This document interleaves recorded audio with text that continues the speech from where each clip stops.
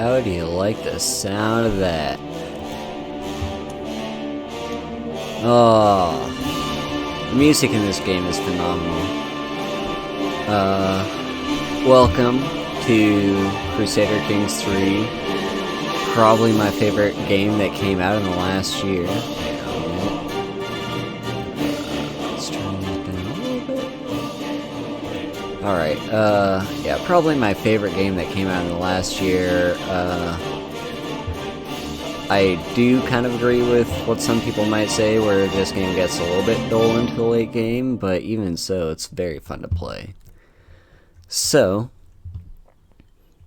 I love the makeup of the starting screen, by the way, because this is a historical game about playing as various characters through a bloodline, and when you first load up the game, this person in the middle will be based on the previous game save file you have. This will be you, the person that you are playing as. This will be that person's spouse, and this will be that person's heir. I can't promise I won't be committing any religious war crimes during this game. But also this is the medieval period and stuff like that happened, so I don't condone it. So keep that in mind. But a new DLC just came out for this game fairly recently, I believe. Or maybe it's still coming out. I think it came out. Yeah. That affects a lot of like the Norse countries you can play as. So hopefully we can see a little bit of what that means. Let's start up a new game. Technically I haven't played Usagi Kaede, thank you. Mwah. Thank you for coming.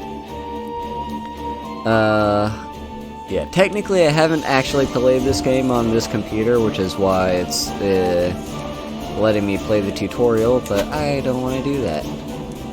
So what do we have up here? So these are like some of the starts that the game gives you. You can start in 867, which I guess is like often regarded around the start of the medieval period itself. And then we've got 1066, which is kind of where you get into like the mid-late medieval, during the Norman invasions of England. But you can play anywhere in the world, and that's, I think, a lot more fun. So let's just go to 867, because I kind of like to start in the earlier periods, and I kind of want this to be a long-term thing that I might do in the future on my channel, is just play through this for quite some time. So yeah, we're gonna start early on. Play as any ruler. You can create your own, but I actually haven't played around with that too much. So I'm not entirely sure how that works, and honestly I care a little bit more about just playing as any of the pre-built starts that you have. So as you can see, this is the entire map of the world, and this is the screen that you're going to be seeing for the entirety of this game.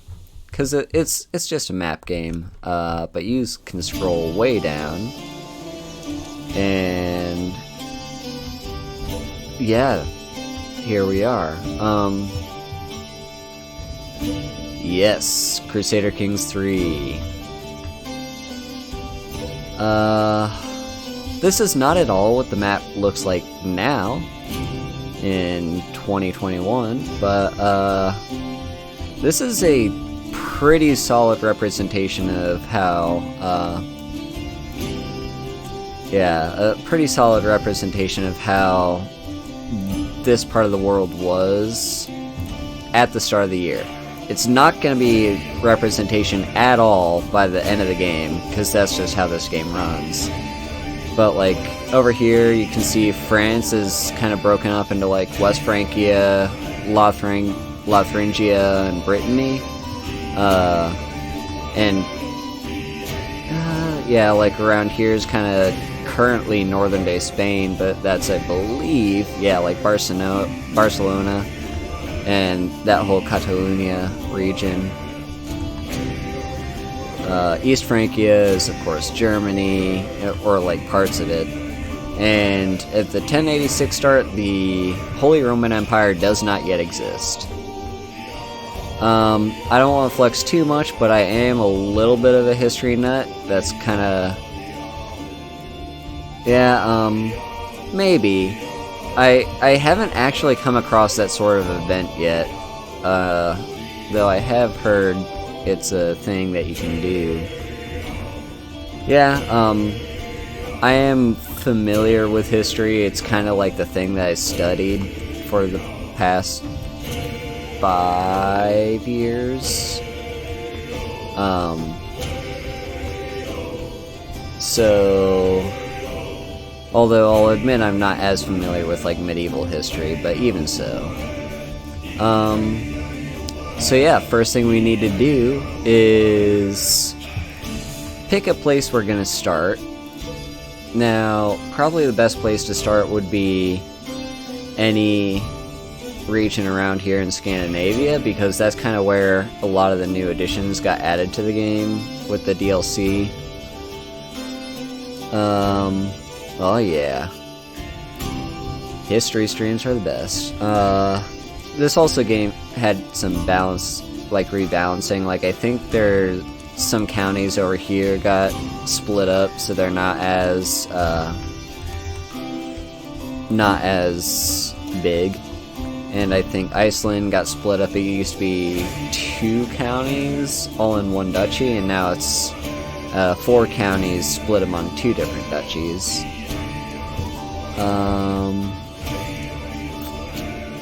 So yeah, I actually haven't played any of the Scandinavian cultures yet in playing this game so far, so this might be interesting. Where do we want to start? Somewhere in Norway could be fun. Sweden also, like we've got Uppland and Småland. Sieland. I'm gonna butcher all of these names. We got Finland, which starts out as just the High Chieftain, which is a Duchy of Finland. And yeah, you can't really go into this northern Russia region.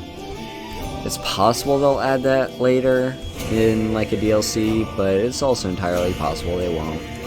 So, yeah, there's various ranks you can start out. So you can start out as a count that just rules over like one county, which could be composed of multiple baronies. We've got, this is, come on, what are you? Maybe, oh, here it is. Yeah, we've got a duchy, which is composed of multiple counties. And then over here we'll have a kingdom. We got the Kingdom of West Francia, which is composed of multiple duchies. And then eventually, like for instance the Byzantines over here, you could be an empire yourself, which is composed of multiple kingdoms. So it's feudal rankings here, even if you're not playing as a feudal culture. Like some of these over here are going to be tribal. It still follows that same feudalism like system with counties, duchies, kingdoms. It's just used a little bit differently. So where do I want to start is the question. We could start out as just a... yeah, what do we have? So here... and I don't care about Iron Man mode, by the way. So here we could play as this guy, who's the holder of this county. Seems to be independent. He doesn't have his own liege that he has to answer to. And he's also Norse and follows the Norse religion. So, This couldn't be a bad place to start out with. Let's see what we've got in the game rules. So yeah, we could go ahead and enable those. I don't feel like it. Of course, I don't plan to like save scum. I don't know. I don't need to play with Iron Man mode. I don't need the achievements.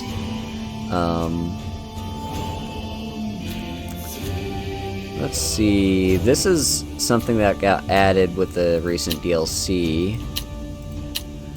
So it's called Scandinavian Adventures. I guess it's similar to like when Scandinavians went off to like the Americas. That kind of counts as an adventure because they're just like, oh, we're gonna leave and go sell someplace else, and it'll be an adventure. So you're like leaving your old kingdom behind if you do that.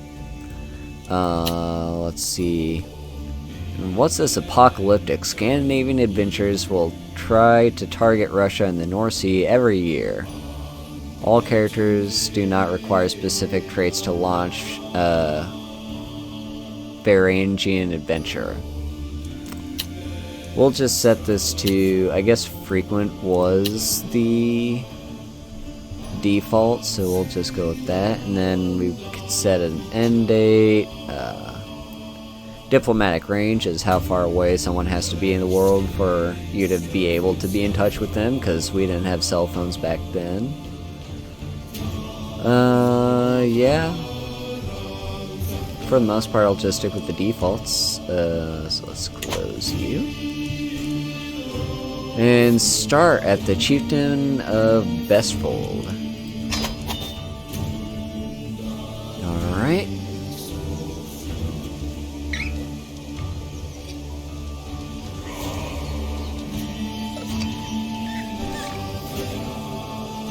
Pretty sure this music got added with the DLC too. I haven't heard this music yet.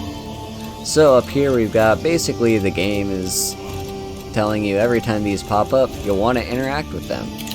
I don't need any of this tutorial, so go away. We'll start here. So marriage is basically how you play this game. It's the medieval times, and marriages are used to forge alliances and also preserve bloodlines.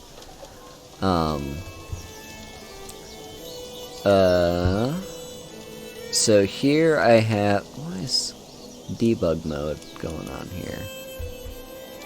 Huh. Well, yeah, so right now I don't actually have a child of my own or any siblings. I used to, but he died at age 9 of unknown causes. So that means my uncle is actually my heir. Of course, if I have any children before I die, they'll become my heir. So let's find my uncle a wife.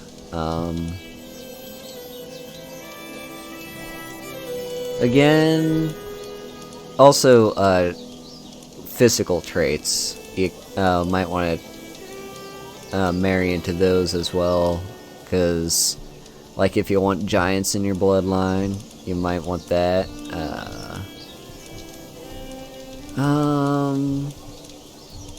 What I'm kind of looking for, and we can sort by this too, is alliances, to see if marrying this person would get us any alliances.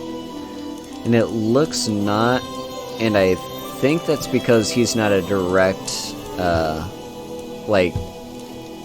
descendant or parent of me. He's just my uncle.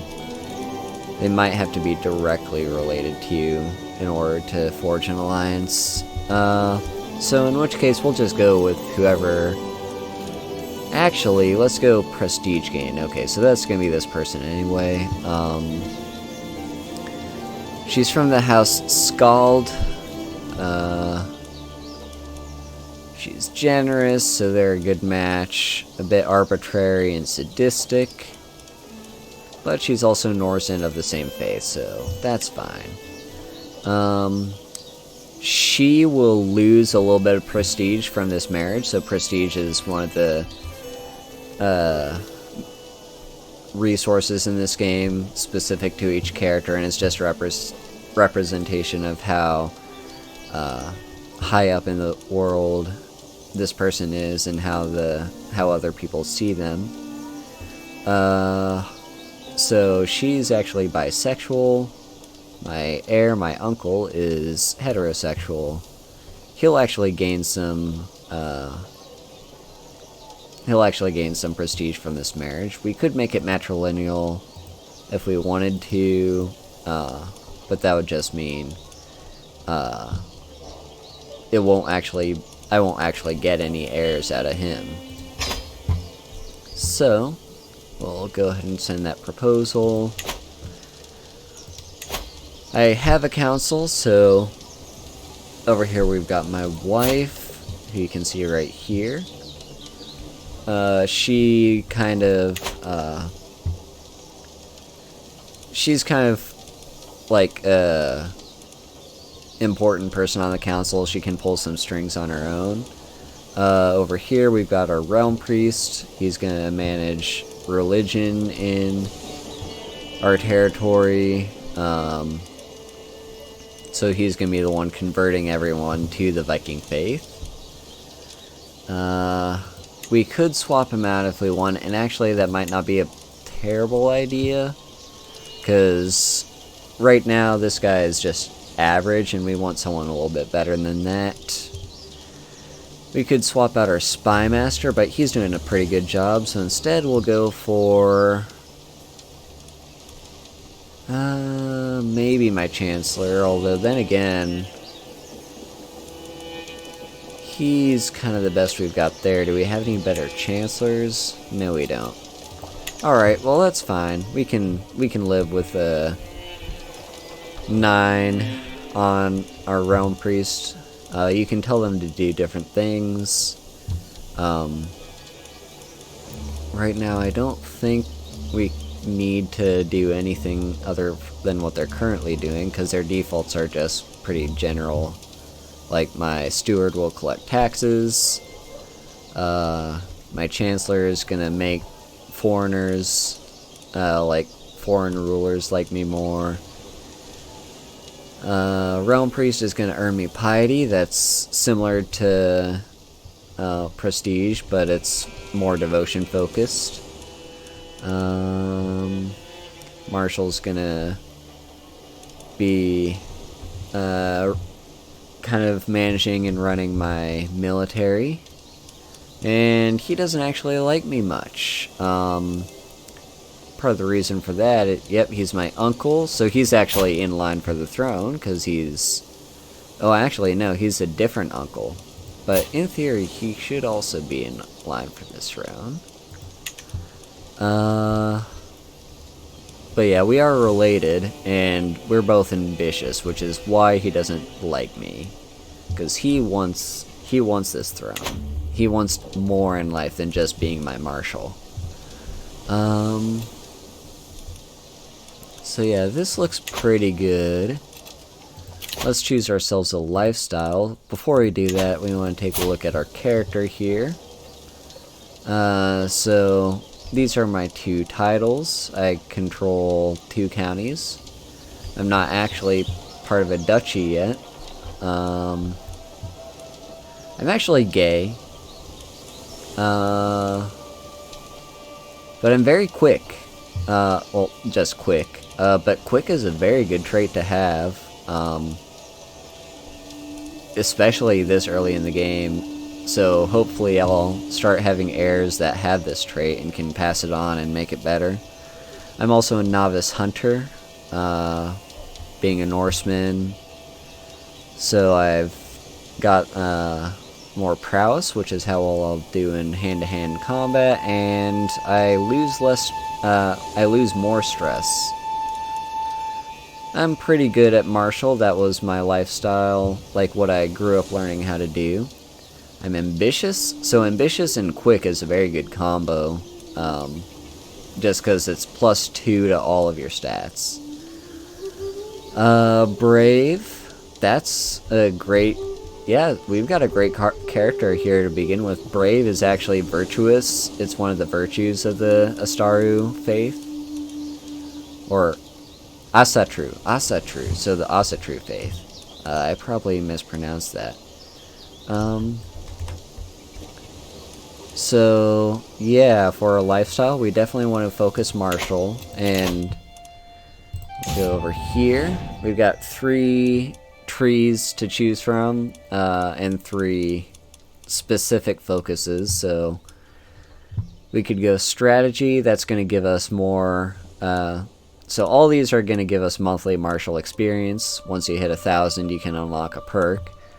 So strategy would improve my martial by 3. So right now I'm 18. That would make me up to 21. Authority focus is basically... that's more important if you're having trouble with your vassals and counties that have been recently conquered and need to... get their control up fast. You might want to switch over to authority, but it's it won't boost your martial as much. And then we've got chivalry, who's that's gonna boost your prowess, it's more focused on hand-to-hand combat, and also people that are attracted to me will like me more. Or is it... yeah, sexual orientation matches your gender. So my character's gender here is male, which means anyone attracted to males will like him just by +10 if we go for chivalry. And +5 advantage when you're in a fight is just a flat +5 is not a bad boost. Usually I like to go chivalry, especially when the character is a little bit younger. Because I want to rely on that prowess while I'm actually leading my army into fights. And then over here we've got a few so these are decisions. In general, the entire game doesn't actually have a set end goal. Like, you can do whatever you want. Although the game might nudge you in the direction of an end goal with these major decisions. Like, for instance, if you're playing as the Byzantines or anyone over here in Italy, you could actually have a major decision to reform the Roman Empire. Like, you know, the one from ancient times, the classical era empire that basically ruled over all the Mediterranean and, like, parts over here in central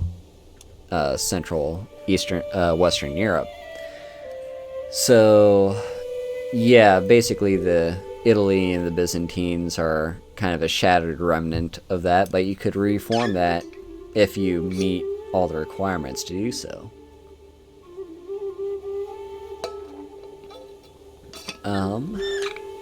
What else?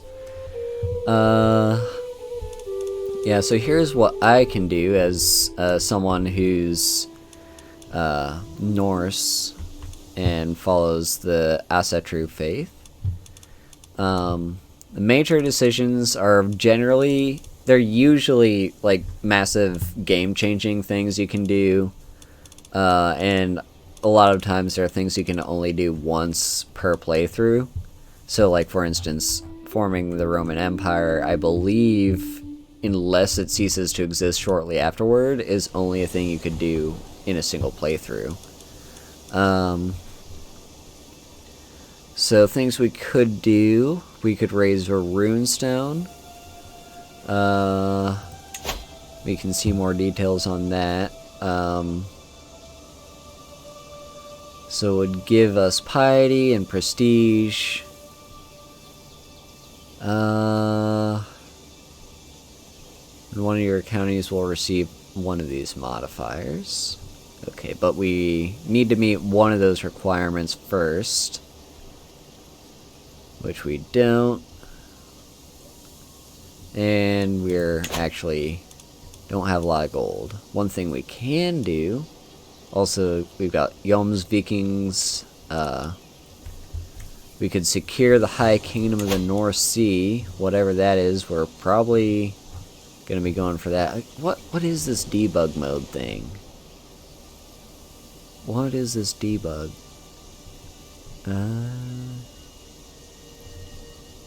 I might need to update my game or something. But we'll ignore that for now. So, yeah, what this would do, we get the North Sea, which is actually an empire. It makes our government feudal, because right now, as a Norse culture, we're actually tribal. We would get all tribal holdings become castle holdings, High King of the Seas, and we would get the nickname the Sea King. In order to do that, we need to be independent. We need a level of fame of 3. Fame level 3 called Illustrious. Right now we're only on Established, so we need to hit Distinguished and then Illustrious. And we need to have complete control of the region called the North Sea Heartlands. So we could click on that to see what that entails. So that's this section over here, all of Denmark, and significant portion of Norway. So that seems like a fun thing we could do at some point. Strengthen Bloodline is just something available for pretty much everyone. I don't think I've actually pulled it off in a single playthrough yet, but once you have all the good congenital traits, so we've got Quick, which is focused on like your natural intelligence, then we've got Beauty, which is just how attractive that character is, and Strength, which is basically just how lean this bloodline's muscles tend to be. And we also need to not have any bad congenital traits. So those are basically the opposites of these. So like Quick becomes like dumb.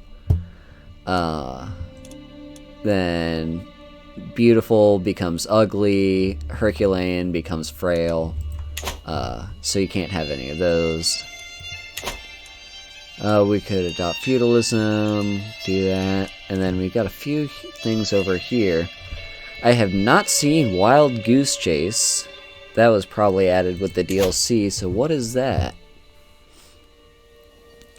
Honk honk honk honk honk honk honk honk honk honk honk honk honk honk honk honk honk honk.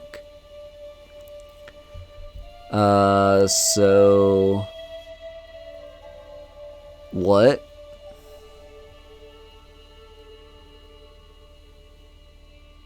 For 13 gold, you gain 25 stress, and Goose stole my horse? Okay. That's a thing.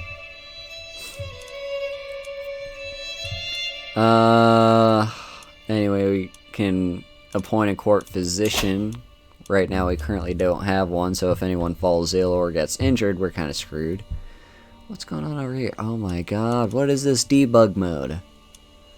We'll see if I can fix that for next time I play. Oh my, oh my. Yeah, I'm not used to seeing that right there. Anyway, we have... So this is our realm, our military, our council. So usually you want the court physician to be your realm priest, because you want your court physician to have a high learning, and you hope the person with highest learning in your empire is actually your realm priest. But in my case, that's actually not true. Problem is, if I just click on that, it's just gonna take me to like the search for physician's decision, which isn't terrible, but usually you want to be. It's expensive to do that. You generally just want to be as cheap as you can. So let's just look for who has the highest learning in my realm. It's actually my spy master. But the thing is, he's also my champion, which is, that's for Norsemen, what their knights are called, are champions. So he'll basically, if we go to war, will be on the front lines of battle and has a chance of getting killed. And if that happens, I lose both my spy master and my realm priest. Not realm priest, my physician. So what we're going to do instead is make this guy, our chancellor, a court physician. I think that should be available. There we go. Appoint as court physician. So we pay him 10 gold to basically hire him. He'll become a court physician and he'll like us more. So he's been hired. Oh yeah, again, I was going to look at this. So what is this Grand Bloc? It is high time that all Vestfold comes together to make sacrifice to the gods. These rituals not only bind the faithful together, they confirm my place as chieftain of all the land. So I would be able to decide the scale of the festival. I can select what or who to sacrifice. I can gain or lose popular opinion and character opinion depending on the tenets of my subjects' faith. And I would gain piety. So basically, we're going to have a grand sacrifice. And I meet all the requirements, so I have the ability to conduct them. And I need to be independent. Or my highest held title has to be greater than or equal to kingdom. So that's basically, that's on a lot of decisions that would otherwise require you to be independent. But if, for instance, you're actually a kingdom that's under the rule of an empire, you'll still be able to have some degree of like show of authority in terms of your own independence. That would cost us some prestige. I don't think I want to do that yet. The thing is, I don't currently have anyone I care to sacrifice, I don't think.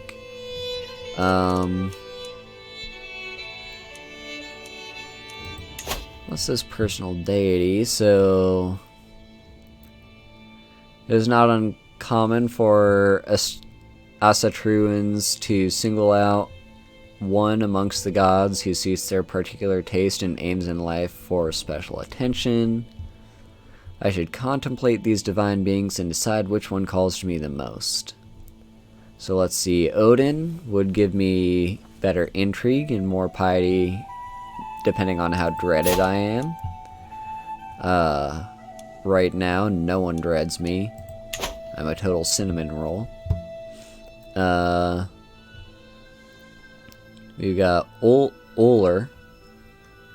That would actually boost my martial, and it would give me faster movement in wintry provinces, and it would give me advantage in wintry provinces as well. Then we got Thor. That would boost my stewardship and prowess. Not a bad thing to boost. And Freyr, who will boost my fertility, increase my chance of having an heir, which, like an actual descendant, which currently I don't. And it would boost control growth. So let's go ahead and do that. I don't think there's any cost to it. So the gods are many and indisputable, yet I cannot say that there are not some who hold a level of special appeal to me. Were I to dedicate myself openly to the express worship of primarily one such deity, I would doubtless draw like-minded souls to my side. Whatever the blessings my patrons provide, being with similar Asatruns can only bring me health, wealth, and glory. So, what was Oler again? Come on, there we go. Right, so yeah, that's boosts martial and my ability to fight in the winter.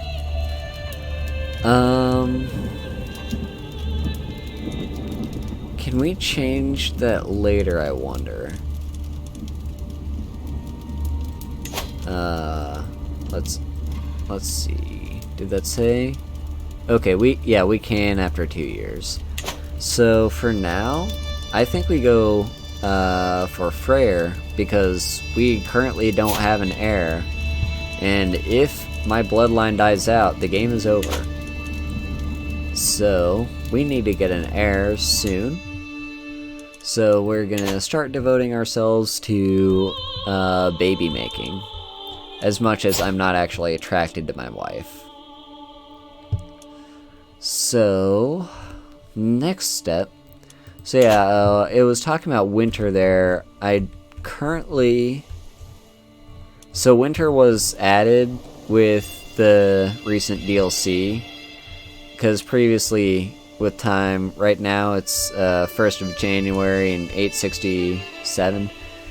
I need to fix the thing where I move the camera with my cursor for next time, because that is bugging the hell out of me. And this debug mode, I don't know what's going on there. What was I talking about?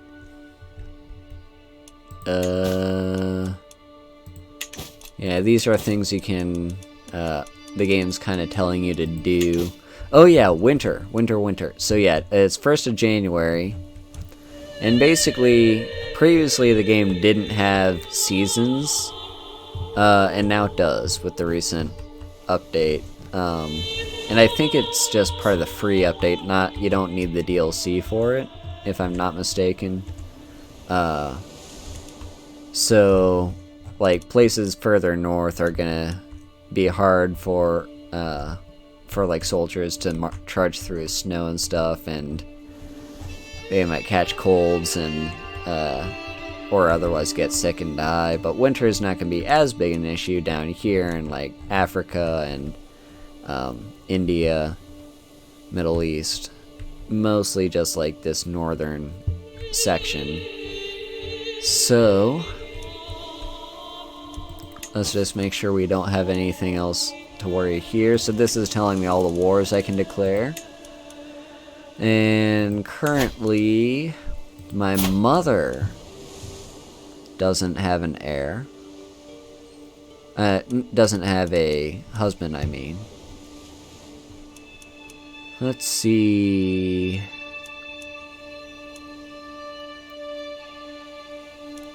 So we could actually marry her for an alliance, which wouldn't be a bad idea.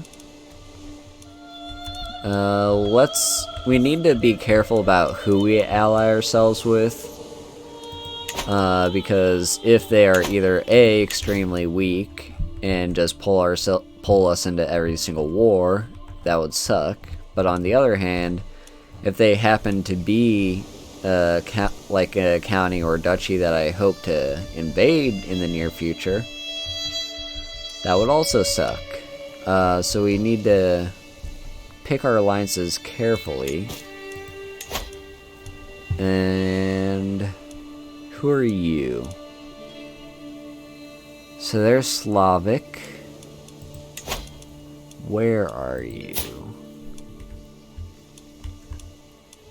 Okay, so you're not too far away. You're like right down here. So if we were to get in trouble, yeah, they could be a good alliance. Let's see. So they're similar strength to us in terms of men at arms and amount of levies they have. That's their military. And they will accept. We could make it matrilineal. But I wonder, since my mom's not actually part of my house, I wonder if that would actually matter.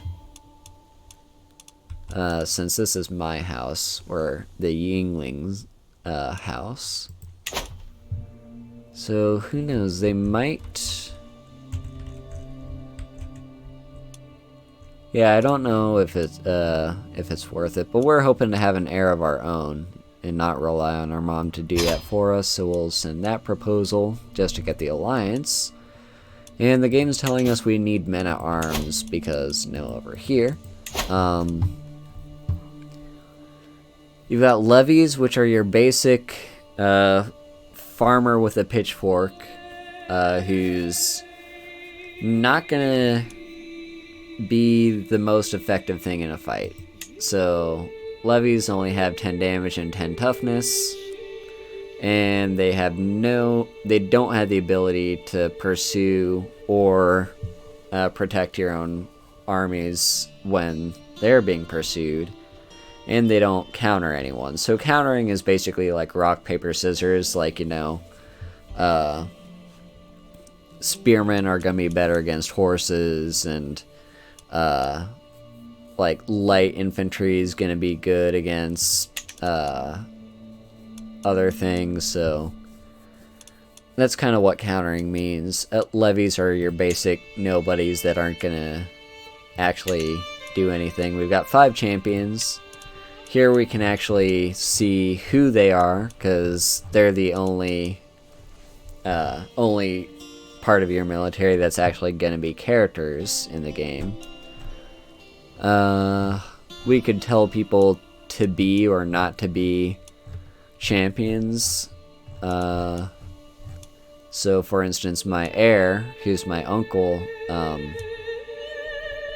is currently a champion, but if he were to die, then I don't know what would happen.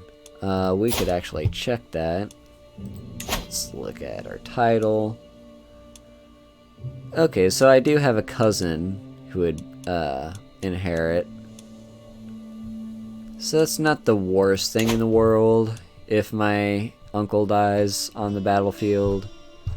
And he's pretty decent. He's an 8, so we'll leave him. Also, champion effectiveness is gonna determine how effective having these champions are. Because, let's see, prowess, each point of prowess, so multiply that by 16. So this guy is gonna do 1,600 damage and have one... No, wait. Yeah. And then have 160 toughness. So that's about how much damage he can take before he falls in a fight. But what we want are men at arms, because these are going to be... they're going to be like the meat of the sandwich when it comes to fights, because your levies are just going to be like a big sponge if you have a bunch of them, but they're not necessarily going to cut through anything.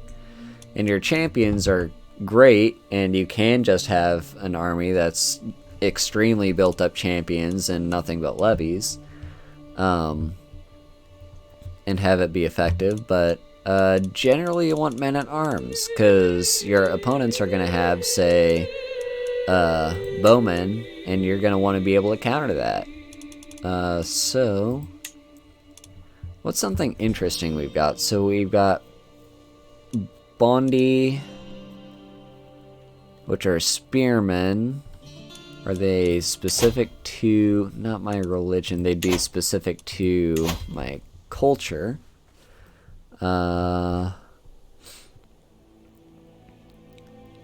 Let's see, so that's the adventures thing. Got long ships.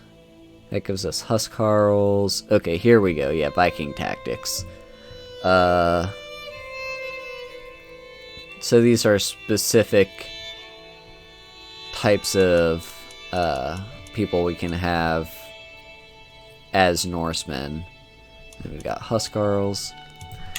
So, as a tribal society, we're gonna want to focus. We're not as worried about actual gold.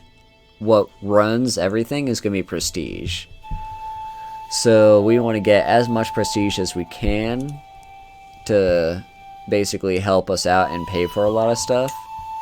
So we should be fine just recruiting 1 men-at-arms for now. So let's take a look at what our like special men-at-arms are as Norsemen. So Vigmen. These are a type of archer that's pretty effective in various areas, and they're actually pretty good in winter. We would be able to pay for their upkeep. So let's see, archers. Then we've got these guys, which are spearmen. They're good against light cavalry and archers. They're not as good in hills, mountains, and desert mountains, but they're also good in winter. And we got these are Varangian veterans. So they're heavy infantry.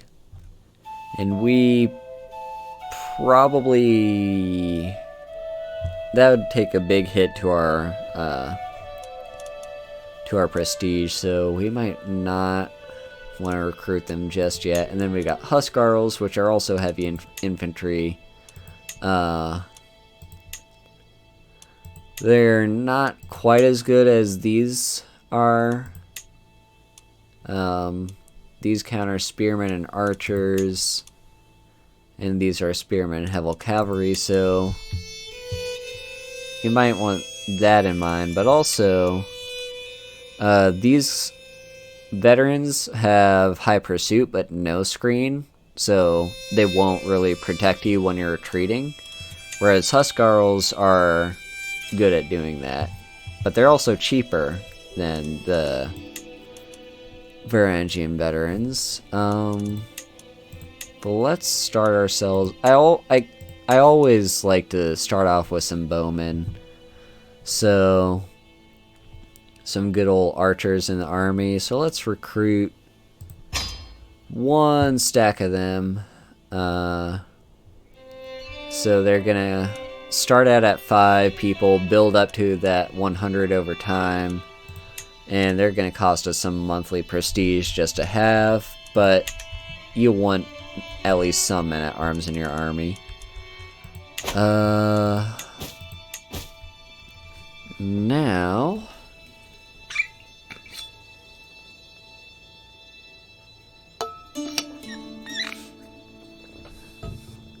I say next thing we do is look at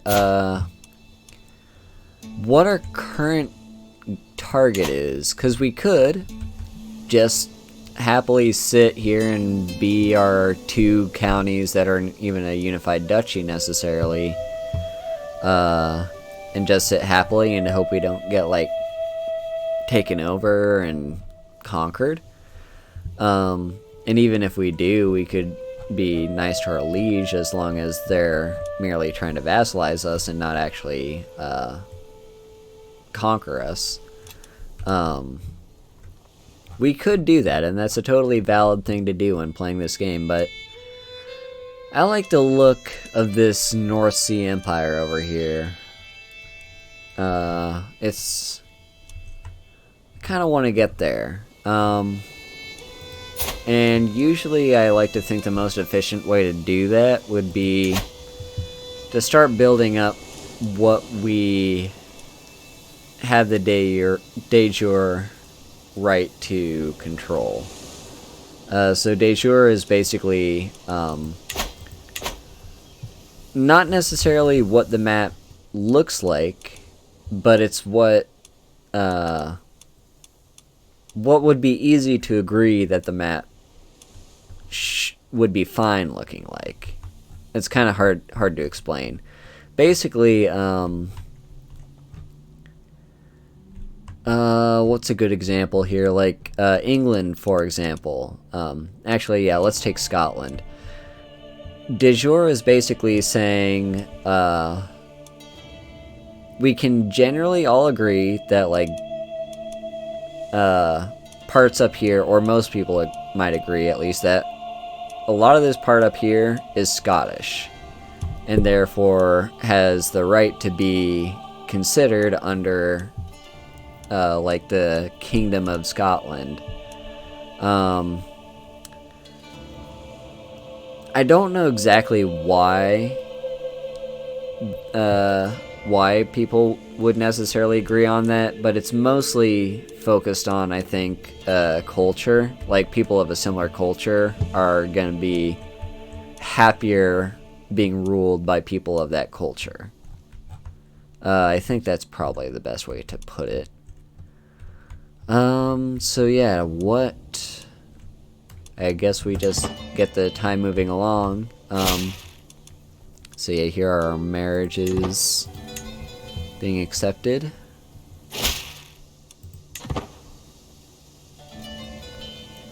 And, yeah, we just want to wait for our new men-at-arms to build up. So, yeah, what I just kind of looked at before was, this is one of our titles, is this chiefdom, this county. And that's part of a de jure duchy that doesn't actually exist yet. It hasn't been created. And if we wanted to create it, we would have to have all these, or like the majority of these, in our realm, and pay a little bit of money. So these two counties over here are ones we don't actually have, but we wouldn't mind having them as part of our realm. So we're going to be looking at these guys over here, our neighbors. They look pretty weak. Right now they only have... So they also have big men. And... Let's see, he's also wounded. So yeah, we could easily walk in there and take him. But, what we'd need... someone's got a claim on us, actually. So what's going on? My Chancellor, in his insane efforts to improve my relations with my neighbors, my good-for-nothing Chancellor has officially acknowledged that... I don't know how you say that letter. Is it Thorfinn?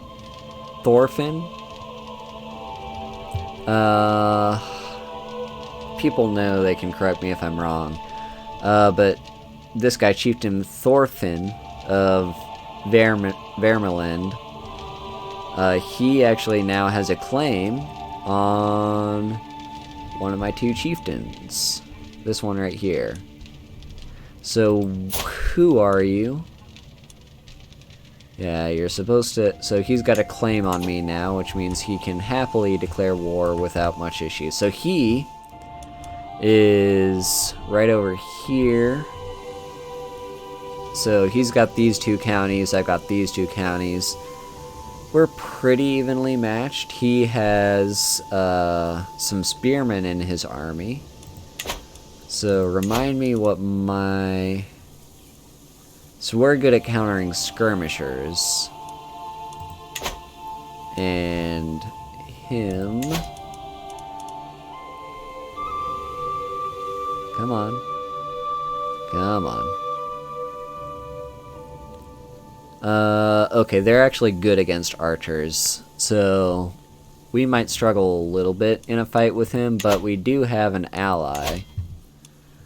And it doesn't look like he does. They would be over here if he did. So we could at least call in our ally if we got in too much trouble. But yeah, we just want to focus on expanding in this direction. And let's see what kind of claims we have to declare war on him. We're not going to do this debug war. Again, I don't know why we've got debug mode going on. Subjugation is, I think, specific to tribal rulers, and it's basically a once in a lifetime take any territory you want that's owned by a single person. So yeah, generally you don't want to use this on just like a county conquest. Speaking of county conquest, we've got this right here, so that would just cost us a little bit of piety, which we've got plenty of, and we don't necessarily need to save that for anything unless we're hoping to reform our religion, which I don't think we're going to do that with this character. So yeah, before we declare war, we do want to wait for our soldiers to fill up. And then we also do want to keep an eye on the fact that right now it's summer, and it's possible that winter could make this war a lot harder. We shouldn't be in too much trouble though, just because my Vigmen are actually attuned to fighting in winter, so let's wait for that. Come on, stop it, stop it, stop it, stop it.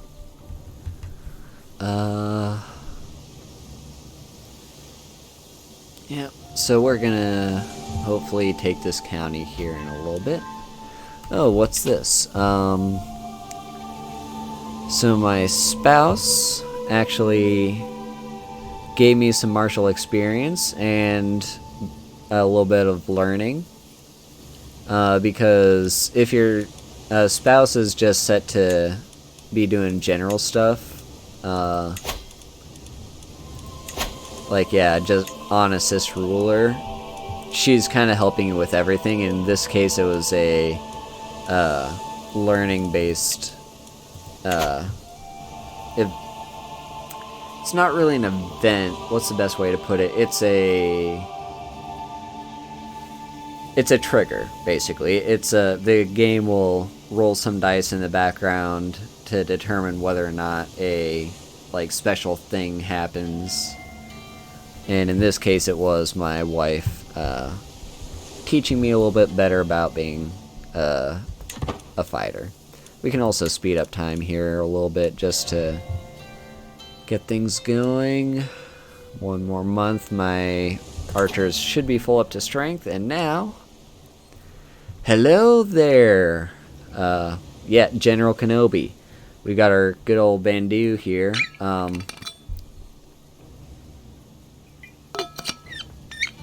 And we are going to, should be good old set to declare war on you. Now just double check here. Alright, he is not entirely up to strength, and even then he's pretty weak. He's actually wounded himself, and he has no allies. So we can pretty safely declare war on him. He also doesn't really have any money to hire mercenaries. So we're just gonna conquer that county. And there we go. Oh, I love that music. This is my first time hearing this, actually. We could call on our ally if we wanted to, but that would cost us prestige, and we can handle this war pretty well ourselves, I should think. So let's just raise our army. And we've got our army at full strength. Our current commander is actually us, which I don't mind doing. Hello, good old lurker, Karaku.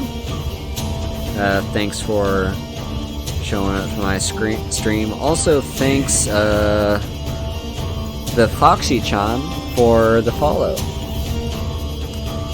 Alright, so yeah, I'm leading this army, and I'm fine with that, because I'm pretty handy in a fight. Oh, you're here in chat? Oh, thanks, it's so cool, thanks for being here. Yeah, I don't really have a great setup for seeing when I get follows. I've got, like, my phone on my lap, and that's the only screen I have open right now that'll tell me. So it's only when I look down. Anyway, yeah, I'm fine with leading this. Let's see, we've got plains, farmland, and steppes. Okay, so these are actually plains. Yep, gotta start somewhere. So we should be very well set, and we can handily take these guys in a fight. For various reasons. Now we're gonna fight. One of our soldiers managed to maim the enemy champion. That's good. And we actually captured this guy's marshal. So here's the results of that fight. We gained a bit of war score, a bit of fame. We lost 64 men, but they lost 128. And they're on the run. We can also look at all the details of like who killed who in that fight, but I usually don't bother. Then we're gonna put their capital under siege, which should only take 7 months.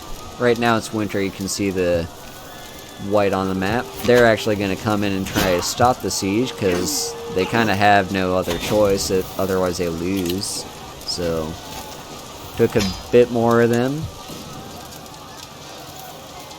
Right now we don't have any siege equipment. They're fighting us one more time. And my wife is pregnant. Hallelujah.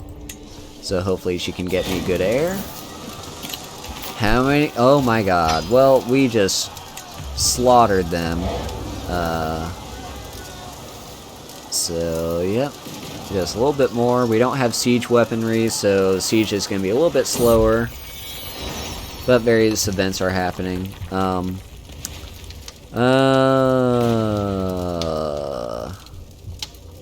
Hey, Sinful, thanks for being here. Well, my wife had a miscarriage. That's unfortunate. Well, anyway, yeah, let's slow down time here a little bit. Yeah, right, basically a siege, you're just having your army sit on the city or capital that you're besieging, and this is how long until a siege event. Yeah, sad face, rip child, rip heir. So yeah, we've got disease. So this is the health of the populace of the place you're besieging, and this is how much food they have stockpiled. Because that's what a siege is. You're basically surrounding them until they run out of resources and give up. So that should be done in 50 days. They're starting to lose their food, so that's going to make the siege go a little bit faster. They do not even dare fight us. And we won the siege. We captured his wife and his heir. And we won the siege. So we also carried away the loot they had in their bank. Or whatever. Their vaults. So that's enough war score because we have all his territory now.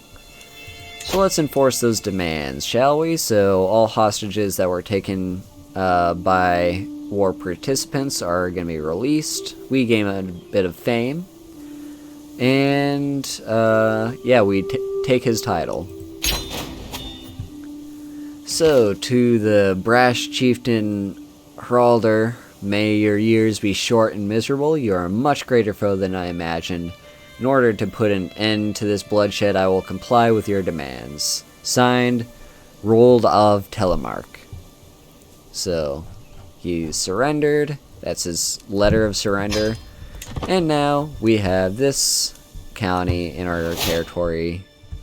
And we unlocked a martial lifestyle perk just in time. Yeah, I know all that. So, we can go for our first lifestyle perk. I usually like to just fill out an entire tree. I'm using Streamlabs OBS. Oh, to capture myself, I'm using VTube Studio.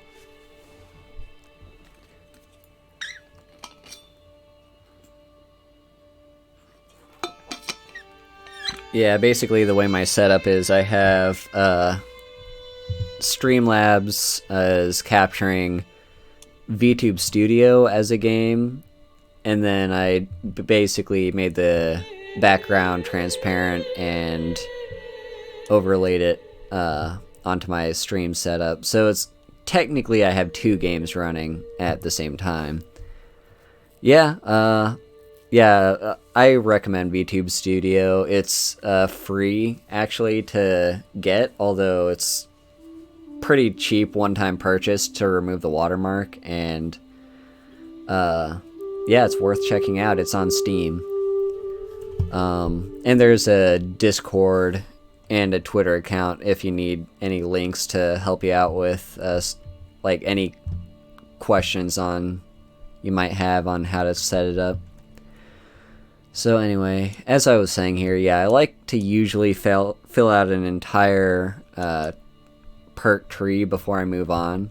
It's not always the best plan because not all perk trees are necessarily worth investing that much into, but I usually just like to work with it. So, as I'm still a strapping young lad and likely to be on the front lines of quite a few more fights, I wouldn't mind taking Stalwart Leader just to improve my prowess by +4.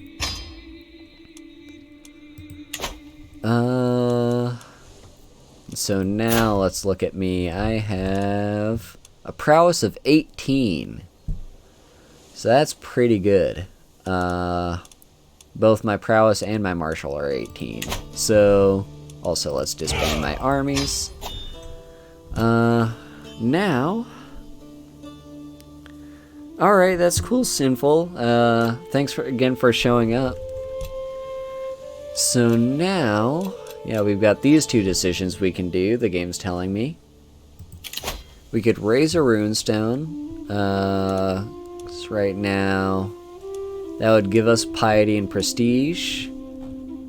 What's the cost to it? Oh yeah, the cost is 50.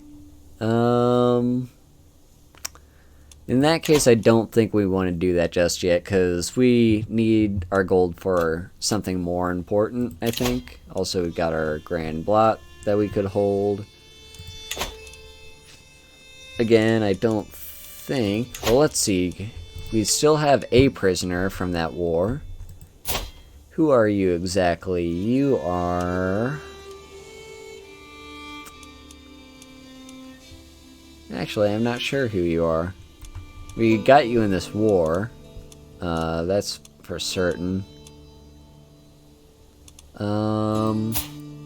Oh, she was the wife of this guy that I just went to war with. So, we've got a few things we could do with her. We could execute her, which would make me more dreaded. In case that's especially useful if counties are looking to rebel, or if you have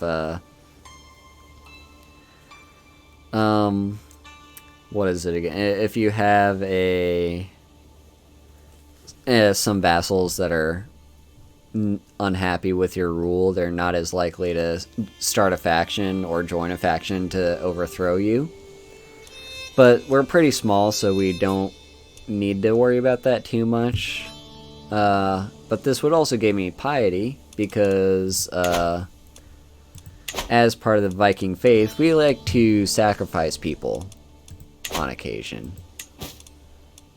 But here's the big thing I'm looking at. I want to make this duchy, because we now have 3 out of the 4 counties we need to be part of the duchy. And you only need a majority. So in this case, there's 4 counties to have. I have 3 of them. So we could at any time form this duchy once we get enough gold, because it's going to cost a little bit of money. I guess it's like you're paying more administrators, or you're commissioning your chancellor to like write your new title or something. I guess. But it does cost money. So we want to save up for that. Probably the best thing we can do. How's our army doing? So they're still recovering. Because the next thing we could do is go raiding. Raiding is basically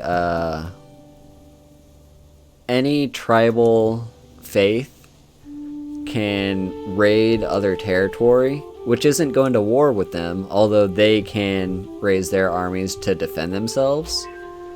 What happened here? My spouse made someone like me more. Yeah, so that's a good way to build up money in your treasury. Oh, and what's this? My steward is bad at his job, so we've got some bandits running about in actually my main capital county, so you suck. We're going to get less taxes and less development. Development is basically a measure of... it's basically a measure of how well developed the infrastructure of that particular county is. So it runs on a scale of 1 to 100, or 0 to 100 even. And,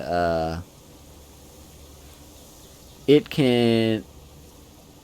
It takes a lot to get it to 100, but it's basically gonna affect how much, like how much taxes you collect from that place, and how many levies you can get from it, and,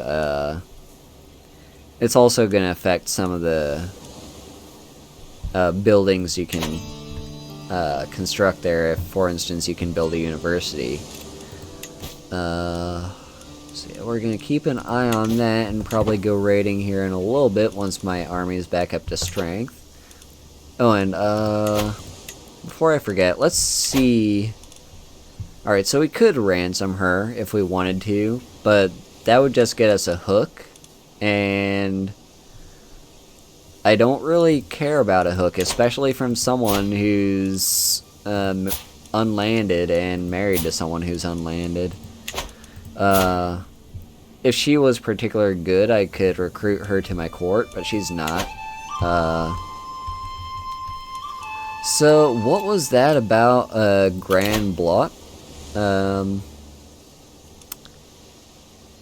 Let's see what this does, because hopefully we could have her as a sacrifice. That could be neat. So... let me take a drink.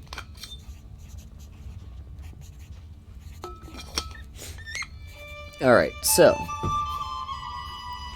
although smaller blot are held for many occasions through the years, once a decade the Asatruans of Vestfold come together for a grand celebration, and most importantly, a grand sacrifice. Though plenty blood is shed for the gods, the meat of the offerings goes to the faithful. Such a rich feast usually makes for an incredible party. Of course, such an affair is expensive, and certainly not all Asatruans need to be invited. So, what have we got? So we could just invite the people of Vestfold and the court, Vestfold being the county here. We could go in the negatives, just to invite all the freemen of my domain. And on second thought, we could just say, never mind, we don't want to do this. I don't want to go in the negatives, though, bankruptcy can have bad things happen in your realm, so for now we're just gonna pay the 50 and just invite the people of my court.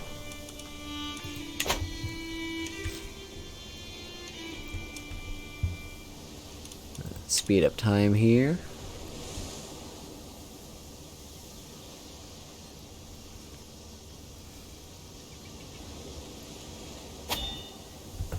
And what's this?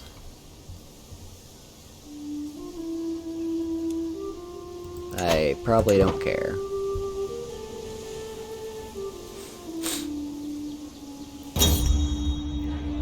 Alright, the Grand Blot is finally here. It's the 3rd of February. So a blot can be both a grand and a small affair. By tradition, they also include both human and animal sacrifice. Several prisoners will be offered to the gods, perhaps even including a special choice of my own, their lives given in tribute to the gods. Though the beliefs of Asatru demand this, it is not actually a strict requirement, and the ceremony can proceed with purely animal sacrifices if I wish to avoid controversy. So we could just say animal sacrifices, so that would give us we wouldn't gain as much opinion with other people of the same faith because they want to see a human sacrifice.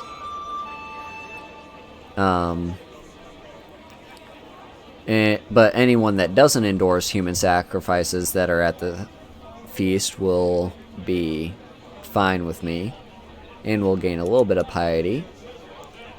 We could pay a little bit more to bring forth a beast or a fowl for every man. So that's basically, we're going to go ahead and sacrifice a bunch of different animals. That's going to cost us money to get it in the first place, but it's going to give us twice as much piety. And then here we go. So, opinion and popular opinion with Asatruans will be on par with magnificent animal sacrifices. If we choose to have a human sacrifice. Subjects that don't endorse human sacrifices will not like me, and will gain quite a bit of piety. And optionally, I may designate a chief sacrifice from among my prisoners. And then only the finest sacrifices will do. So we're going to do man and animal alike. Costs us way more, a lot more gold than we have. But it would give us a lot of piety. I don't want to spend that much gold, but I do want to sacrifice someone, so let's sacrifice someone.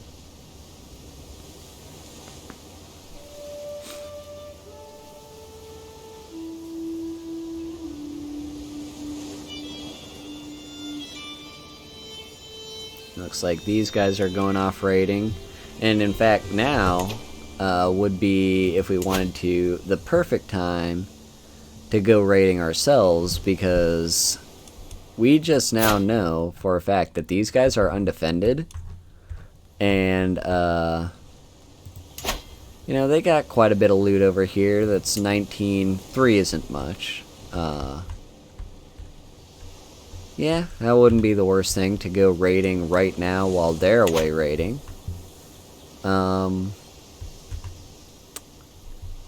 Who else? I mean, these guys, I don't like them because they've got a claim. They don't have that much. And over here, that's pretty good. 15. All right.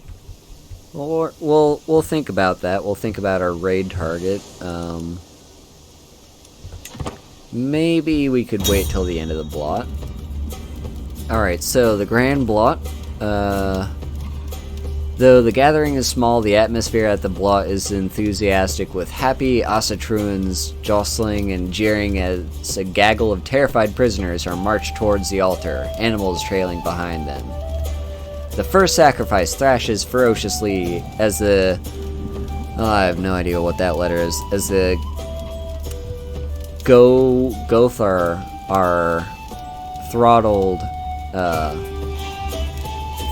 his life away, the light in his eyes lasting till the first animal is slaughtered. Human corpses to the hanging tree, animals to the cooking fires. All gore is collected in a bowl, and Gothar use it to paint the walls of the temple inside and out. Truly a spectacle worthy of the gods. So, we could do one of two things. We could say, to Odin, to Freya, to Njothr. What that does, so, my Godi, who's my realm priest, he would actually like me more. This would, and we've already gained some piety. All my Asatru characters like me more. And everyone, every county that is part of this grand affair is actually going to like me more as well. Alternatively, we could use the opportunity to rub shoulders with the common muck. So every county would have popular opinion. And,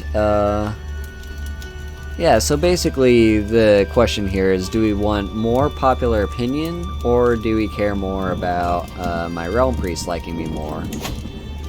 He likes me a decent amount, plus 48, but these people I'm pretty sure are just as fine with me. Yeah, popular opinion is plus 30, so we'll do it for my realm priest. Anyway, that should be done. So what I can do now, let's, first of all, well, we could move the rally point to raise our armies here and make it a shorter trip for them to go raiding and come back. The downside of us doing that is I believe there was a recent update that basically said, like, as part of the big update with the DLC, I think they said it now takes longer for you to raise men-at-arms at a rally point, whereas previously you could basically, if you had this massive empire, say East Francia, you could fight a war up here with your armies, having this as a rally point, and then when that war is over and your armies recovered, you could pretty much immediately set a new rally point here. And yeah, the levies would take some time to show up, but you could just teleport your men-at-arms and champions around the map by using that method. And I think they said in the recent update they made it so that's not how it works anymore. It's because it's basically to represent the fact that you're telling people from all in your realm to show up at a certain point to join in a war. And if you have a massive empire, they're gonna have to walk a long distance. But we should be fine here, since we aren't that big. Let's just raise our armies as raiders, let them collect together, and go ahead and raid these guys. It's going to take us a few days to get there. And they're not going to like us, so for 5 months they're going to basically be angry at us, and can, if they have their own army, they can fight our army. Because even though we're not at war, we are raiding them. And I don't know if it's really worth it to go over here for just this 3 gold, but might as well.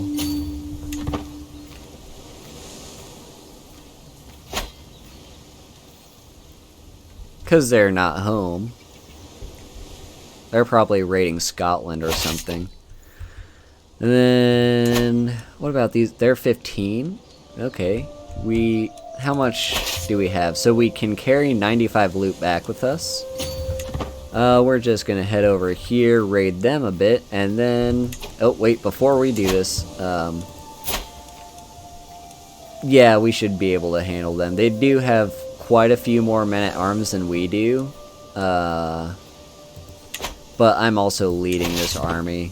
So even if they try to rise up and fight, this should be fine for us. Alright, so we actually have a raiding event. So as my troops and I prepare to sack the lands of Rogaland, our first scouts report back. It seems the local towns are rich, but many are heavily fortified, and we could well be caught out by vengeful armies before we can break into the juiciest targets. All is not lost. The art of good raiding is all in exploiting opportunity, and we could perhaps arrange trade and tribute in exchange for staying our blades. So, this over here will tell me how much stress I'm going to lose or gain from this, because your character has a stress level. Once that reaches 100, you're up to stress level 1, and you have a mental breakdown. And sometimes decisions are going to be based on your character's personality, with me being calm, brave, and ambitious, as to whether or not doing something's going to stress me out, because maybe I'm doing something that's completely out of character. So often I just go for the one that's most in character for who I'm playing as. And in this case, that would be perhaps the local chieftain will be amenable. So this chieftain that I'm raiding, I believe. Yeah, this chieftain that I'm currently raiding, we'll have a truce with each other. He'll like me more. If he accepts the offer. If he rejects it, we'll still be raiding. But either way, it's basically we're gonna be spending. Oh, come on, let me select it. Yeah, we'll be spending a bit of prestige, and I'll lose a bunch of stress. If we went for one of these, we could continue raiding, or we could pillage Rogaland and refuse to think about trading instead of raiding for the rest of your life. That's kind of mean, and both are very much out of character because I'm calm. So yeah, we're gonna negotiate, and our offer is rejected. Well, at least we asked. So I don't gain stress. Alright, so we raided pretty much all of this. We could go all the way over here. How much money is to be had? 15?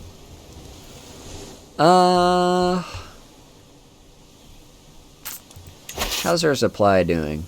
We're doing fine on supplies. Supplies are basically a representation of how much food and other necessities your army has to last being abroad.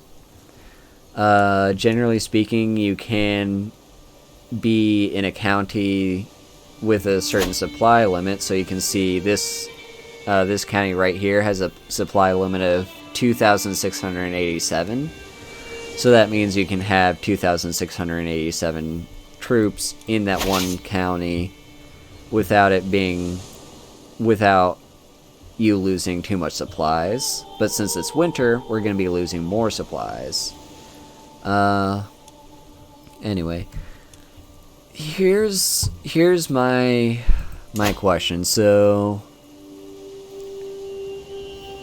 I don't think we do want to go raiding, because it's a little bit risky, since this army right here has 2 stacks of archers, 4 champions, and not that many levies, but they have a pretty good commander, and they'd be defending in winter at a river crossing.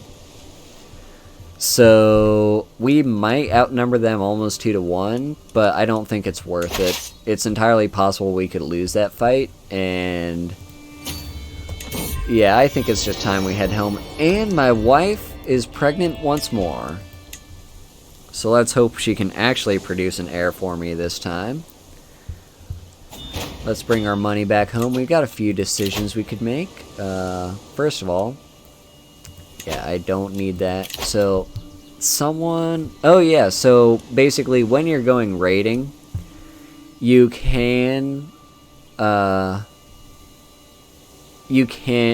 because you're basically besieging a place and then running in and taking prisoners and loot, you can run away with prisoners, and in this case, the person that rules this area, his wife is actually in my prison from that recent raid, so he wants her released, and he's willing to pay 10 gold to do that, so I will happily accept. We need to get to that, what was it, 125 to form the duchy. And our army is back, so we get the loot and our prestige. But we're not done raiding yet. Alright, we've got a few other options. We could go over here. What are you? So you do have a liege. We might not want to tangle with him if he gets involved. But this guy over here, first of all, he does have a claim on one of my territories, so I don't like him that much. So we could raid him. Let's see. So loot of 3. He actually doesn't have any loot, so maybe it's not worth it to do that. But what about, let's see, we've checked him. What about down here? You have pretty strong army. I mean, we might be able to take him. Let's just see if it's worth it. We got 15, 3, and 3. Yeah, usually it's like only the capital's gonna have that much loot. All these smaller chiefdoms are just gonna have like 3 loot at a time. I think I saw earlier. Come on. Alright, so yeah, we got 15 loot just on our northern border. And let's see if there's anything else worth taking. We got 3 and 3. And might as well while we're there. But let's see. Oh yeah, that's a lot of men-at-arms stacks. So they're spearmen. Well, we are about ready to start recruiting another stack of men-at-arms since we've got the prestige for it. So let's first of all break down our army.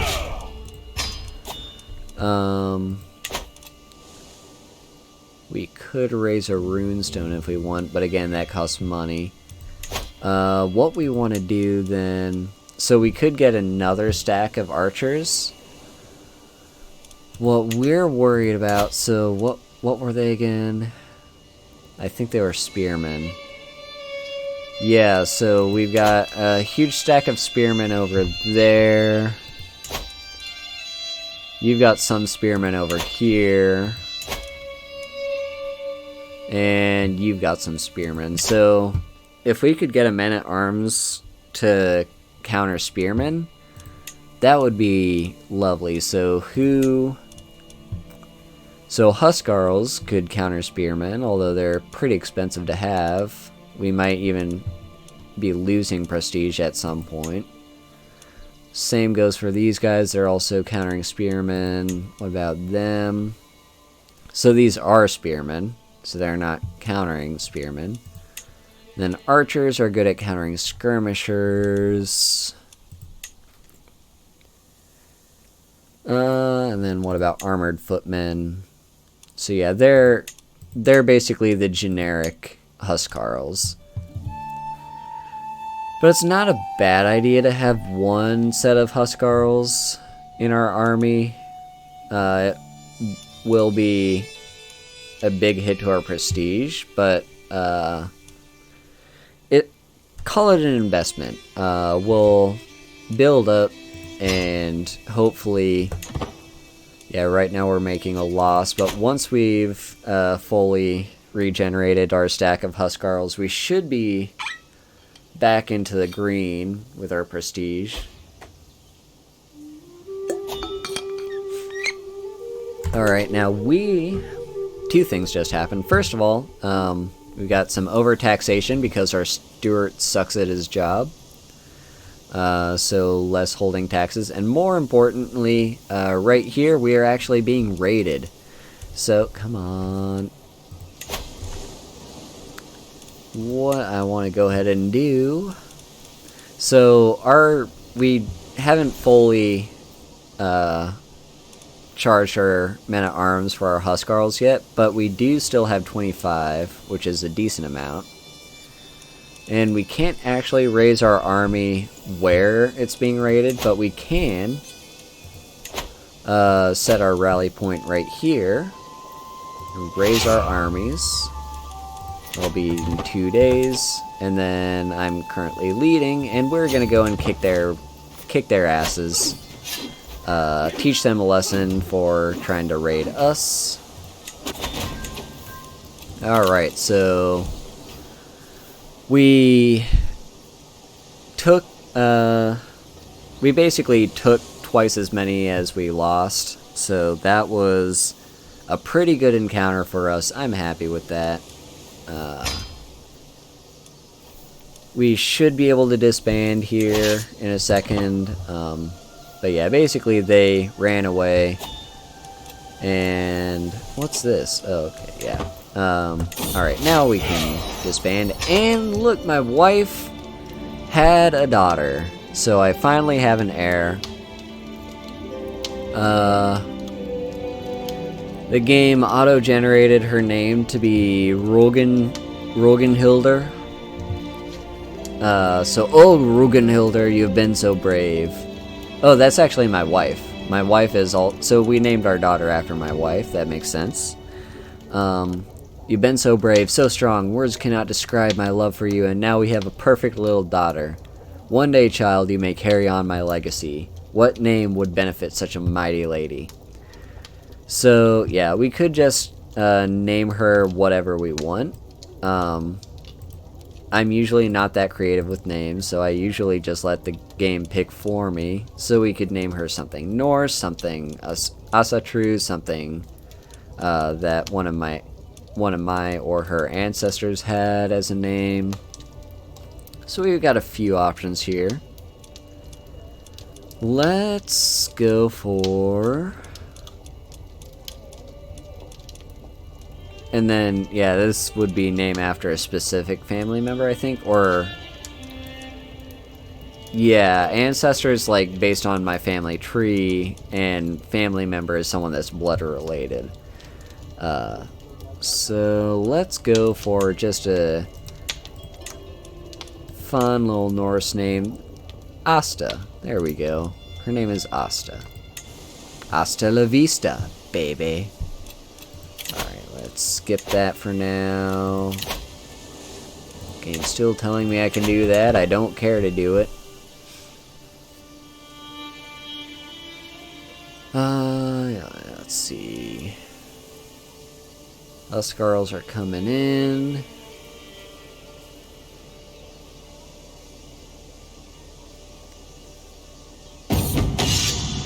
Oh, and we've got some champion practice going on, huh? So, the clanging of mail and the clashing of swords rings in my ears as my champions practice their arms. I study them intently, trying to ascertain each one's particular strengths and weaknesses.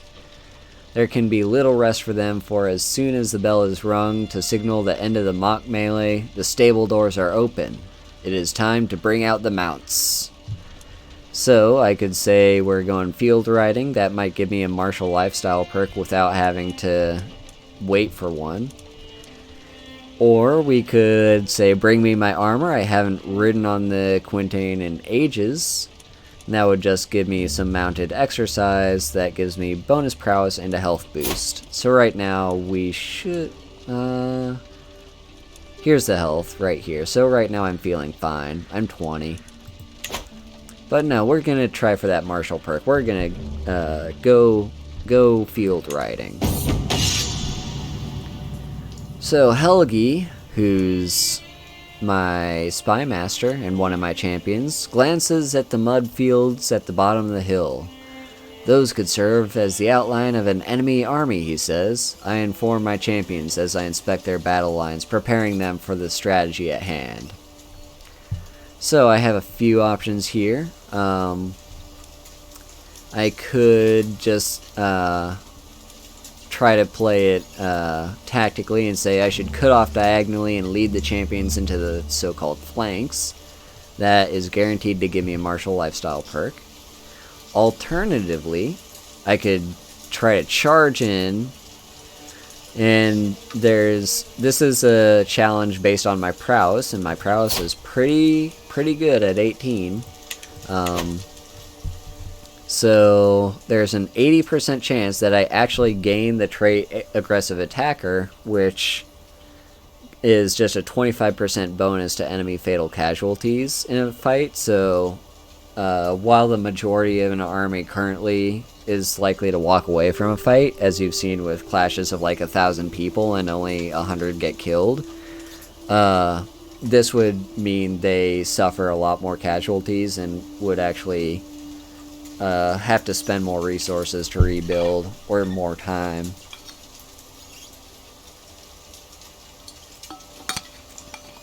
There is the downside, of course, 20% chance that I get wounded.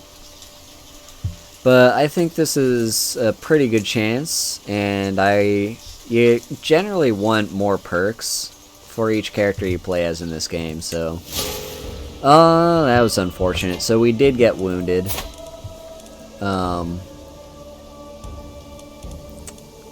Where does it say that? Should say that. Oh, never mind. My wound actually got immediately treated by my physician. So that's usually why you want a physician as soon as possible. Also,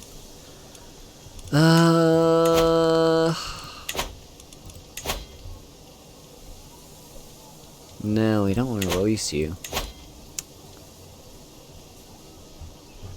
Yeah, you're just still sitting here. The downside of executing her would mean all my guests lose 5 opinion of me, and close family members and spouses of her are gonna like me less. I don't care. We're just gonna sacrifice her, because she's taking up space. She's not worth anything, and it gives me a bit of piety and a bit of dread. So anyway, let's continue.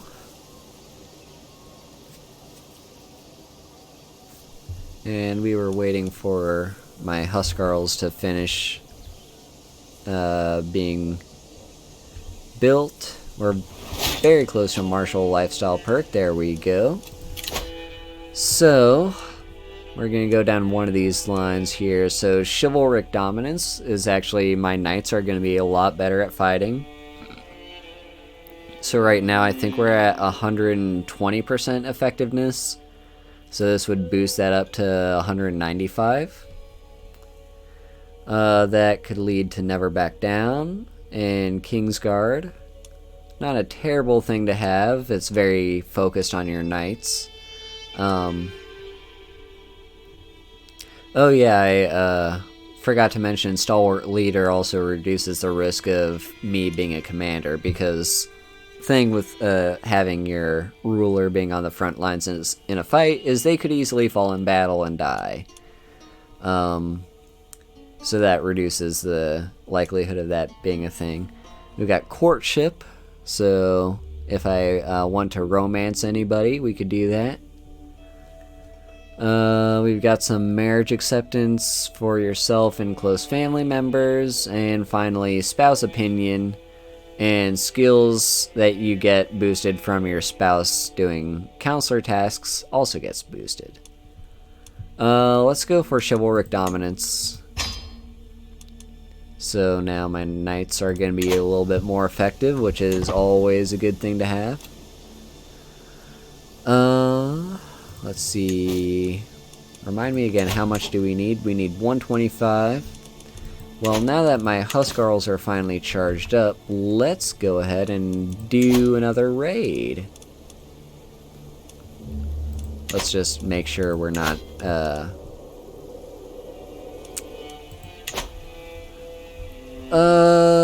think we'll be fine. Was there another one I had in mind? I'm not sure. I think we'll be fine. It's not the worst thing if you lose a fight in a raid. Now, there's an argument to wait until spring before this happens, but I have a feeling it'll be spring when we get there. Yeah, it's not the worst thing if you lose a fight when you're raiding somebody. Oh, hang on, no, I need to raise them as raiders, don't I? There we go. My mistake. So now, yeah, I don't think there's a downside to, I mean, there is a downside, of course. You lose the fight, lose some men. Oh, here we go. We get this event again. So let's just see if he'll be willing to... Yep, offers rejected, so he's going to try and stop me. Although, I should be done raiding by the time he gets here. Alright, prisoners taken, so... Let's see... We've got a battle that's likely to happen in 9 days. It's an even score for this fight, so either side could win since they're defending in these hills because it's their territory. But at the same time... Wait, no, is that red because I'm defending? I'm not sure, but I have a better army commander because I have a commander advantage of 28, and their commander has advantage of 15. I mean, we're gonna try to get away just because if we lose this fight, our army's gone. But no, we're gonna fight anyway. We seem to have this handled. Alright. Oh yeah, there's that, that's a big chunk. We took out 411 of them, and we actually wounded, the commander. Anyway, let's head back home. We could try to go for, like, these counties that have 3 gold apiece, but I don't think it's worth it. Alright, we're now back home. Let's disband. And we should now be able to form this duchy. So, this would be the Duchy of Beacon. It would also give us the right to go and invade this county. Although that's not a huge issue for us.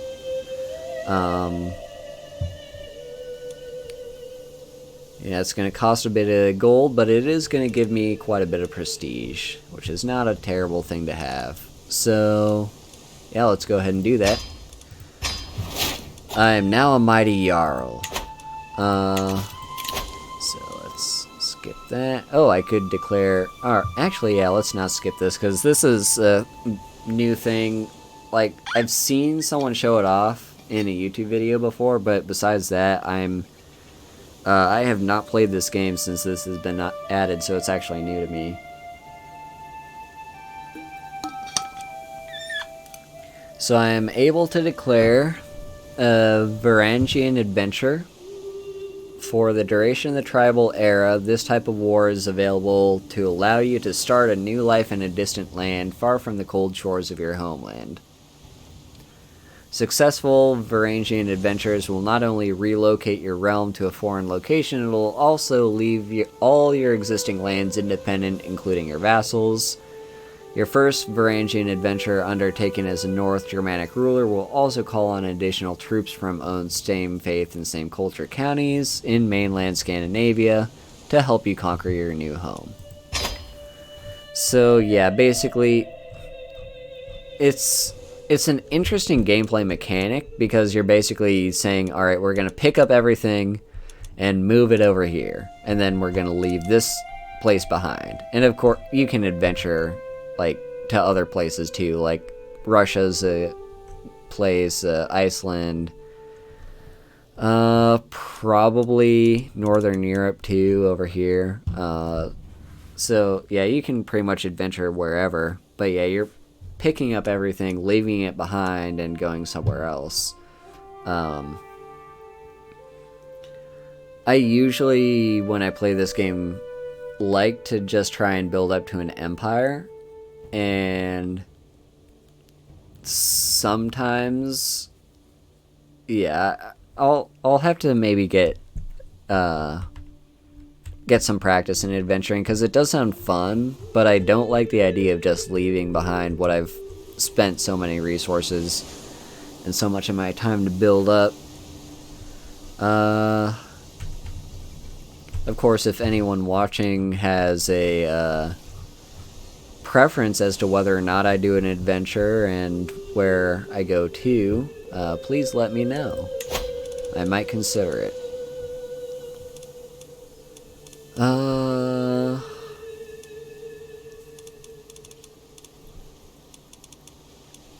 If I even know how to do that, because strengthen, found new kingdom.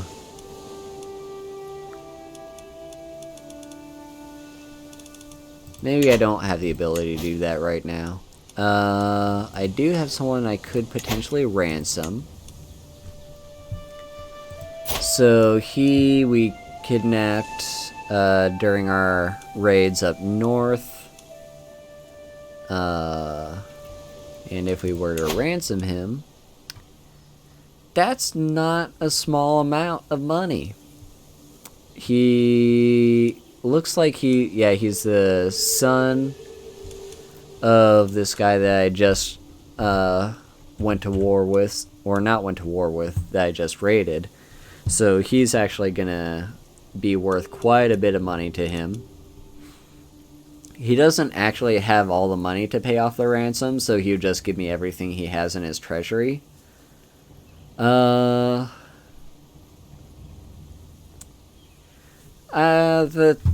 8 gold doesn't really matter too much, and it's possible he's gonna run into an issue that loses him more money. So by the time I can eventually ransom this person, it won't be for 92, it'll be for less. That's also a possibility. So we're just gonna ransom. And he accepts. We get 93. Alright, so here's that runestone. At this point, we have a better... It's more reasonable to try and raise that runestone, because it's gonna not... Because we aren't currently... Actually, no, we should spend our money elsewhere too, but let's just see what these modifiers are before we make any decisions. So, an ancestral runestone would give me popular opinion, a conquest runestone boosts control, and clout runestone increases my levy size. So right now it's 900. It would be boosted quite a bit. I don't think it's really worth it for now. What I want to do, first of all, let's see what the capital here is. So technically, this county right here is the, what's supposed to be the capital of this duchy. But, so we could move our capital there. Yeah, see, this would be where we build the duchy building. Over here, let's see, we've got a trading outpost, a special building. Oh yeah, it's a church. So if we can save up 900 gold, we could build a Hedel Stave church, which would give us a whole bunch of benefits. Plus 1 gold a month, plus 10% levy size and holding taxes, boost of popular opinion, and whoever holds the holding, which I currently do, would have monthly piety, monthly renown, which is right up here. That's basically prestige, but for your entire family tree, and you can spend it in a variety of ways. It'd give us another knight, and boost our knight effectiveness quite a bit. So it's not a bad thing to have one of those, but it's quite a ways away from us actually being able to pay for it.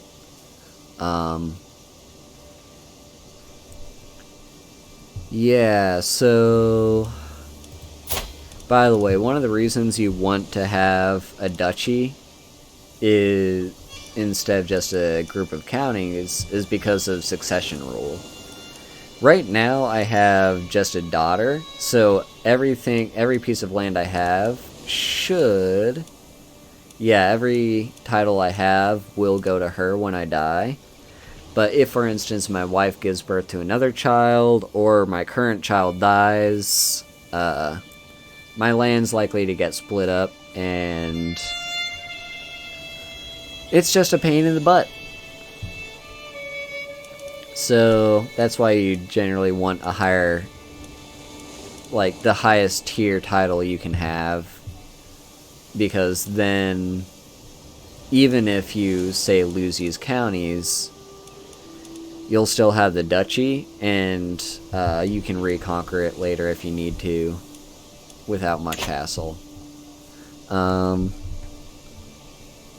Anyway, how's our army going? Let's wait for our big men to come back. And then we do want to complete our duchy. This fight could be a little bit difficult because this person's actually a vassal, which means we'd be declaring war on his liege, who has 1,800 soldiers, a whole bunch of champions. Only, oh yeah, that's his allies actually. He's got 7 champions and a whole lot of men at arms.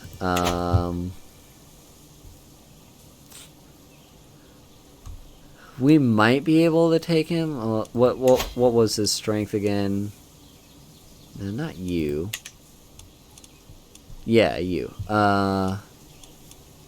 He is at war right now, which could work for me. If we could get an eye on his army.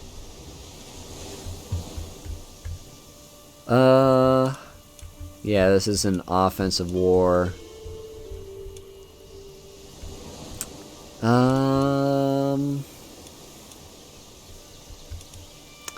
I want to get one more stack of men at arms, and then we might be willing to fight him for this one county.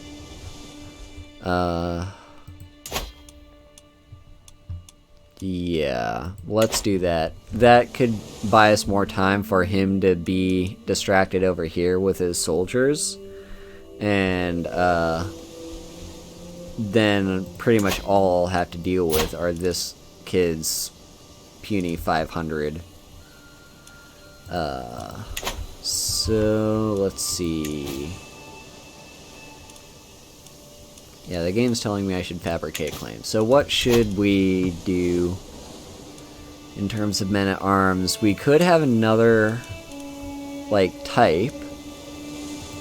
For instance, just having these spearmen wouldn't be a terrible idea, because they're fairly cheap and they have some pursuit, and they're good against cavalry and archers. So they're not as effective in these terrain. And what do we have over here? Plains. So they'll be fine. But the main point is they're pretty cheap. We could... Well, you generally don't want to recruit a brand new stack of archers. You want to build up on what you currently have. These guys are pretty expensive, but it's not the worst thing to have just a lot of heavy infantry in the start of the game, because they're not as likely to get countered and they'll hit pretty hard. The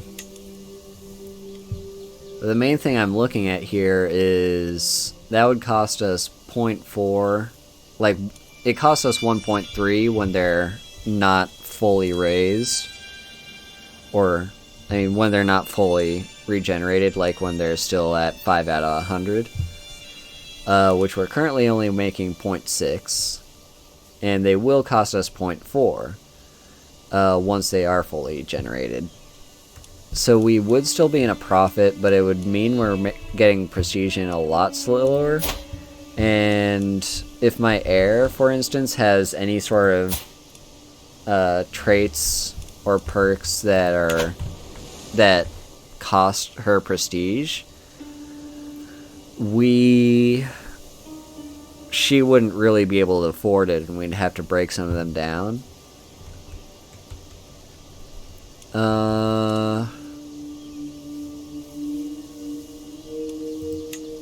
Yeah, I think we want this. We want just some spearmen. Let's wait for them to... Oh, what's going on here? We lost some holding taxes in one of our chieftains.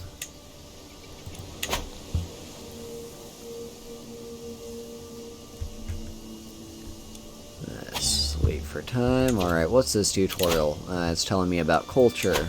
I don't care. I don't need to know about that. I already know about that. Basically, culture is just a measure of the technology that your society has access to, and there are certain technologies that are specific to a certain culture in a certain region. So, for instance, Vikings start with, or like Norsemen start with Viking tactics, herds, longships, Varangian adventures, and all things. Speaking of which, that's interesting. Yeah, we do want to be moving up our authority at some point. Probably sooner rather than later. Because that can just basically... Once we get authority up to 4, I think tribal authority, I think that's when we have the ability to move over to feudalism, which comes with all these different things. So, yeah. In order for that to happen, first of all, it needs to be 900 AD. So we're too early for that, and we have to have discovered 50% of the innovations of the tribal era. So we need one more innovation. Right now, the head of our culture is this Jarl right here. I think it's based on your military strength, who's the head of which culture. But he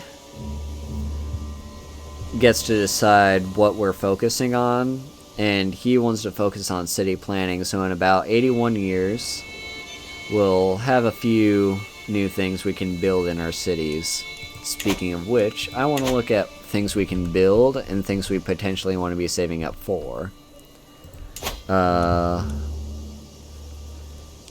Since, yeah, the buildings are important.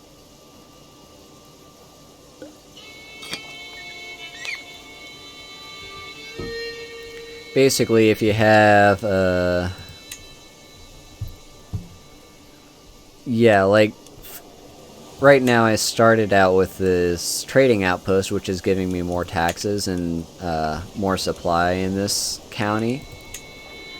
If I build some things like these, yeah, I can definitely afford a building. So things to look out for are just these benefits over here, and also the cost, and this is how long it's going to take to build that.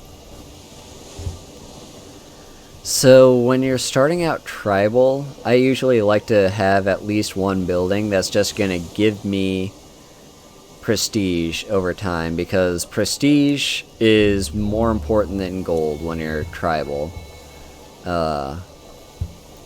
So yeah, just getting that plus 0.2 prestige per month after 5 years to construct the gathering halls isn't bad. It's also going to give me a handful more levies and more control growth. So let's get some gathering halls built.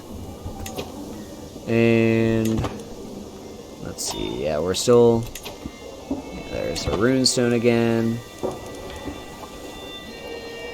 Let's just wait for these men-at-arms to fully charge. And oh, looks like his war's actually over. Yeah, he just conquered this bit of land over here. So I might have missed my opportunity.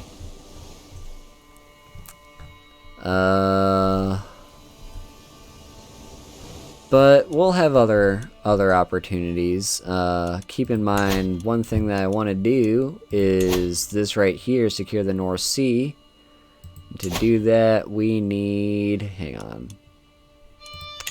It's down here. We need the Northern Sea Heartlands, which are all these highlighted spaces. So we want to focus around here first. We do want this eventually.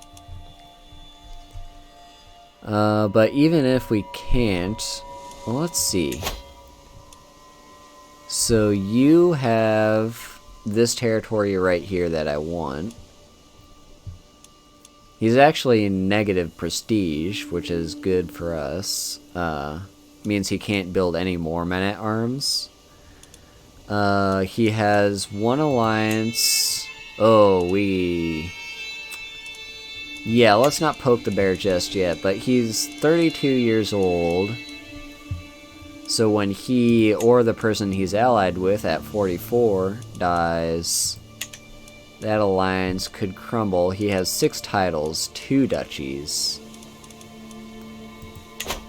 Alright, we're going to keep an eye on him, wait for the right moment to attack. But for now, we could consider expanding over here. Now, we don't want to get too many duchies unless we plan to form a kingdom, because when I die, if I have more than one heir, all that's going to get split up.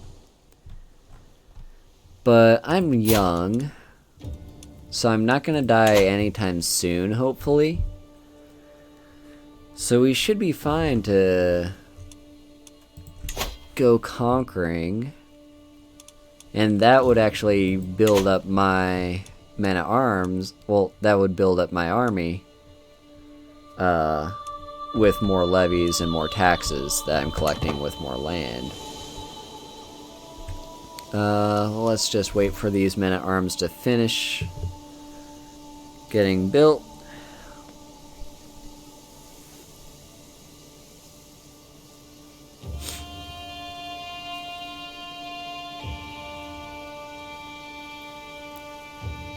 And one more month. Oh, and my counselor died. Alright, it was my realm priest. It looks like he died from his wounds. That's sad, but what can you do? We're gonna get a lot of people dying. So, this is our current realm priest now. Learning of 7. Well, that's not great. Who could we potentially have as realm priest? This person has a learning of 17. So absolutely, you can be my realm priest, and we're gonna go ahead and make you my court physician. Wait, no. No, we don't need to do that just yet. We still have our court physician, because, yeah, normally I immediately appoint this person to be my court physician. But that's because normally this person is my court physician, so when they die and get replaced, I don't have a court physician anymore, but I still have one. He's decent, learning of 13, so he should be alright for just, like, treating any illnesses that pop up in my court. Yep, there's my new realm priest. Oh yeah, we were gonna look at starting another war. So you, my neighbor, are very weak. Let's just see what I can do. Not gonna touch that debug war. Just in theory. Yeah, so it's just no cost. It's something I can do for free. That's cheating. So we want... So Subjugation War is that once-in-a-lifetime war I was talking about. And if possible, I would like to save that for this dude.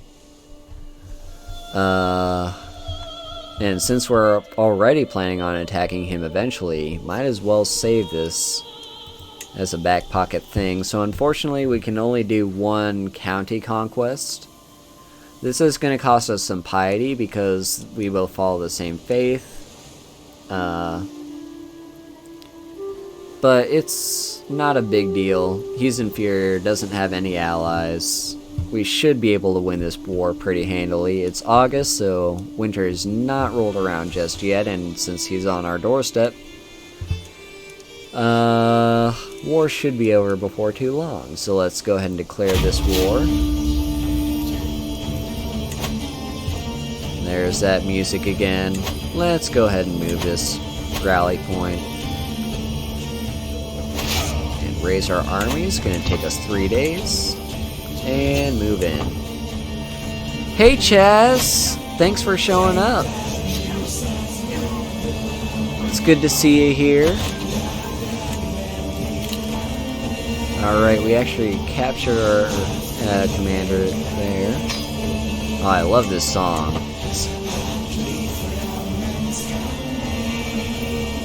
Alright, they're retreating into the sea for some reason, but anyway, yeah, we should take this place pretty soon here.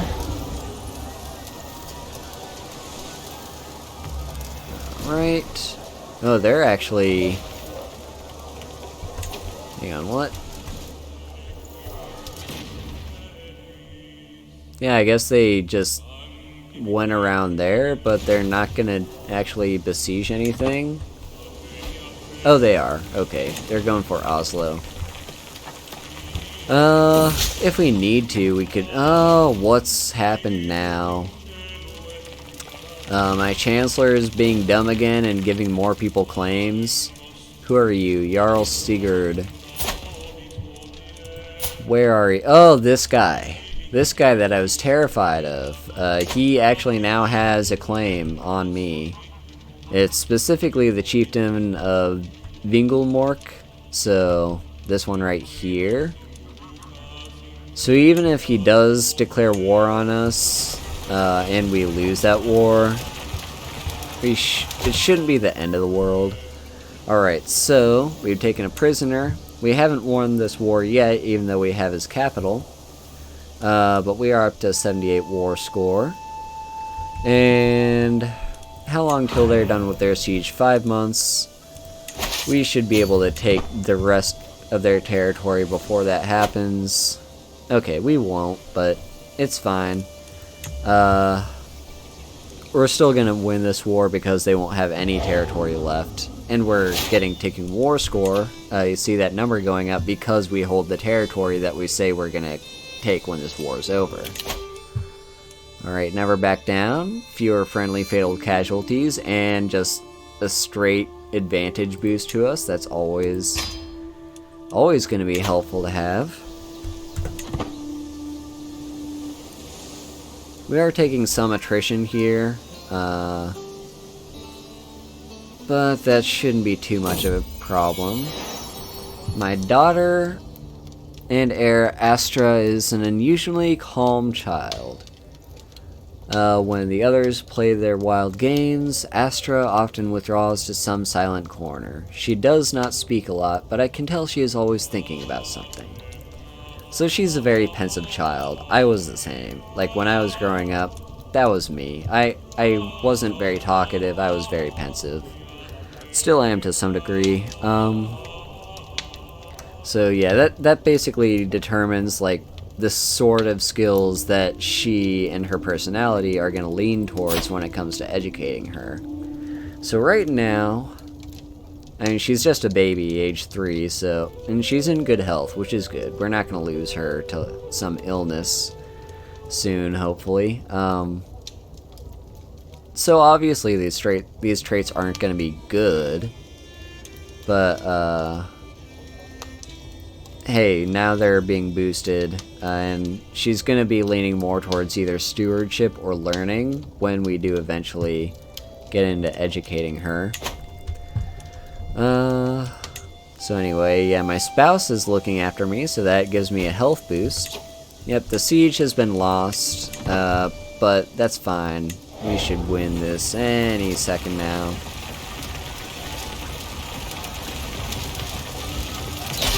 And we've won. Because they just got here to besiege basically counter siege the territory that I'd just taken over. Since that's my war goal, they were trying to counter siege that, but since it's basically they have to do an entire siege on their own, it would take them 8 months, and I can just win the war right here because I control all their territory. So screw you. He's gonna say, to the loathsome Jarl Heralder, tales of your misdeeds are told from Ireland to Cathay. You are a much greater foe than I imagined. In order to put an end to this bloodshed, I will comply with your demands. So he's gonna give me that title. Now, we got two problems. Number one, this territory isn't actually de jure. So what I'm planning to do, what I'm kind of going for here, is I want to secure the High Kingdom of the North Sea, which means I need all these territories. They're like outlined, so I need this part of like England, I need Denmark, and I need kind of the coastal this coastal part of Norway in order to form that entire empire of the High Kingdom. So yeah, that's basically my long-term goal for right now. So having just taken this place, yeah, two things happen. First of all, this county isn't actually part of it's not supposed to be part of the duchy that I have as my primary title. So that means these people aren't gonna like me as much. And if I were to put someone in charge of this place, they wouldn't like me as much. Other issues this causes is I'm now over my domain limit. So every character has, like every person that's a ruler in this game, based on their, for the most part, it's based on the title that they have. So I have a duchy, which means I'm allowed to directly control 3 domains, or 3 holdings, I guess, in my domain. You can see I have 5 right here. I'm not sure why that says 4. Maybe the duchy doesn't count. So, yeah, I've got 4 counties, 4 holdings in my domain, which is what I directly control. And since this is a game about feudalism, we're gonna need to give something to someone to basically make us not above this domain limit. You can just play above the domain limit, but I think they rebalanced the game so it gives you worse debuffs if you do so. But the main point, anyway, is to give it to someone. So we're gonna... where's that? Realm. Domain. So yeah, over here is my domain. What's something we could give to someone? Because this isn't de jure part of my domain, I don't want to give this to someone. And my reasoning for that is... hang on. Let's look at the county itself. Yeah, it's part of this duchy that I don't actually currently own. So, when I die, all of my titles are going to go to my heir. And if I only have one heir, they're all going to go to her. If, for instance, this part of land that's not de jure part of my duchy goes to someone that's not going to be, like, that's not my heir, for instance, then this piece of land will break away when I die, and I'll have to reconquer it. And I don't think there'll be a huge issue since I'm only 23, but you can never be too cautious, and I'm setting up for the future here. So what I'm going to do instead is give this county, which is actually part de jure of my duchy, because then whoever owns this title will still have to answer to me and my heir when she eventually claims my duchy title. So even though I won't directly control this territory, I'll still indirectly control it. So we're going to grant this to someone. And we have a few options. Typically you don't want to give it to someone who's likely, someone who's ambitious, because they might try to use, if someone is ambitious and has territory, they're going to want more. Same with greedy. So definitely don't want it to go to any of these two people. This person's calm and generous. He's my uncle. So yeah, I think we should give it to him. He can have this county right here. He now becomes my vassal. I do lose a courtier, so my steward. We can give ourselves another steward. We don't have a great steward selection here, but 9 is average, so it's not the worst thing. Also, let's just, alright, make sure everyone's following the same culture and faith, because that's important. What do we have?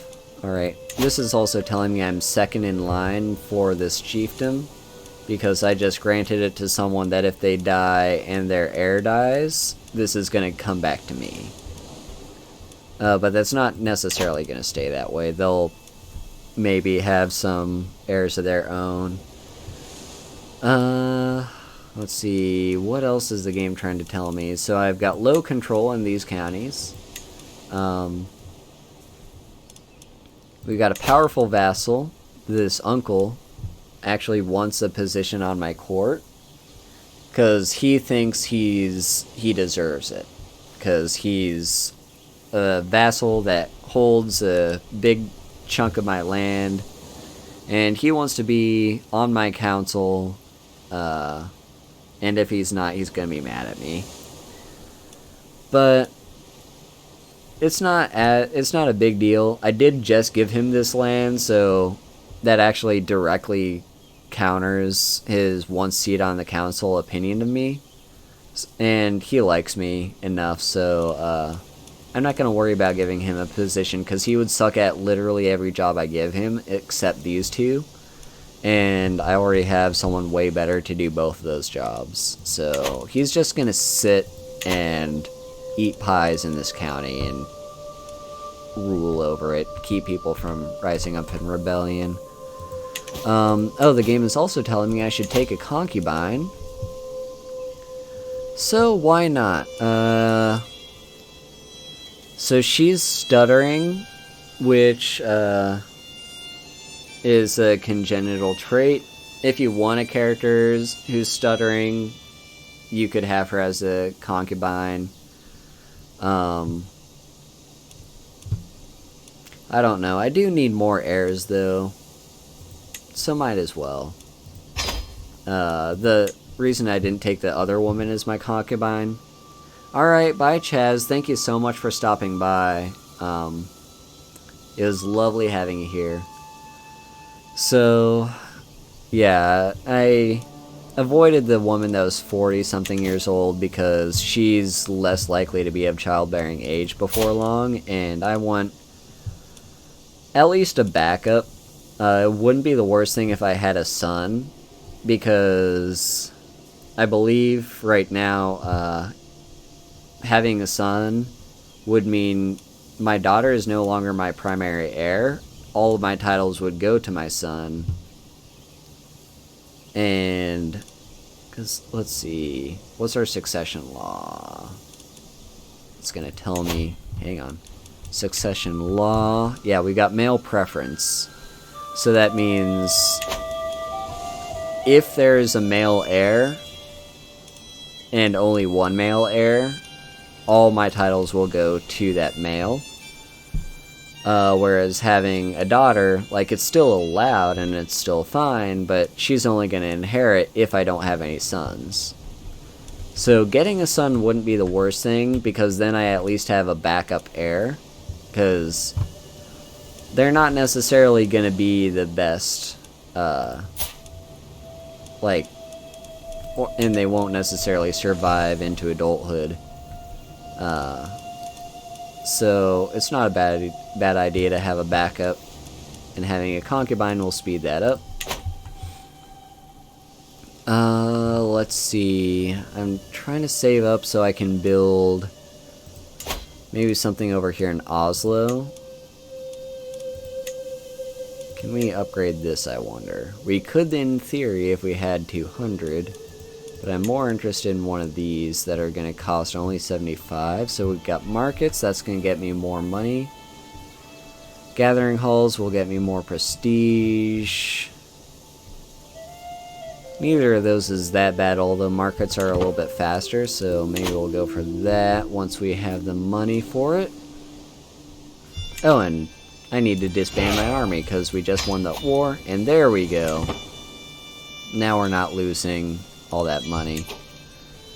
And we can, and the reason I'm not building here is because I'm hoping he'll actually bother building here, and I can worry about spending my resources on territories I personally own, so I can personally gain those benefits. So let's take, yeah, I was saying markets, let's take some markets. That's gonna be all of my gold, but at the very least, it's gonna be a long-term investment. Plus 0.4 taxes isn't bad, and my ally wants me to go to war with him. What's going on? So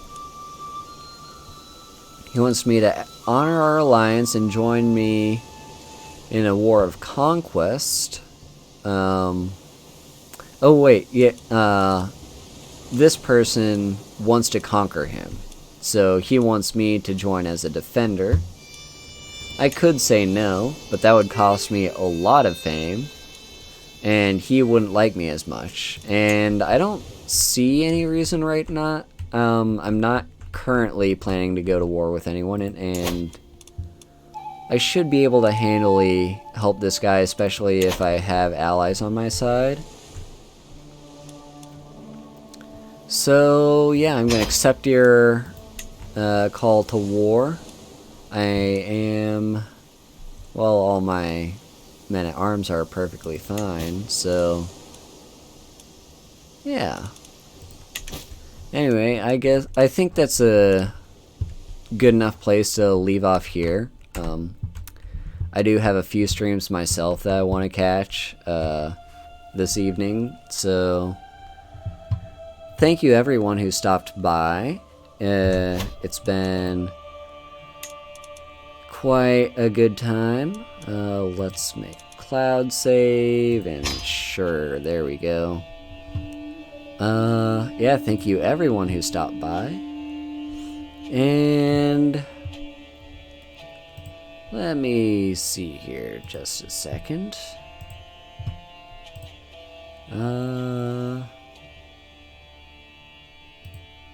Alright. Let's do a raid, because why not? I'm gonna go over to Gage's stream if anyone want to join.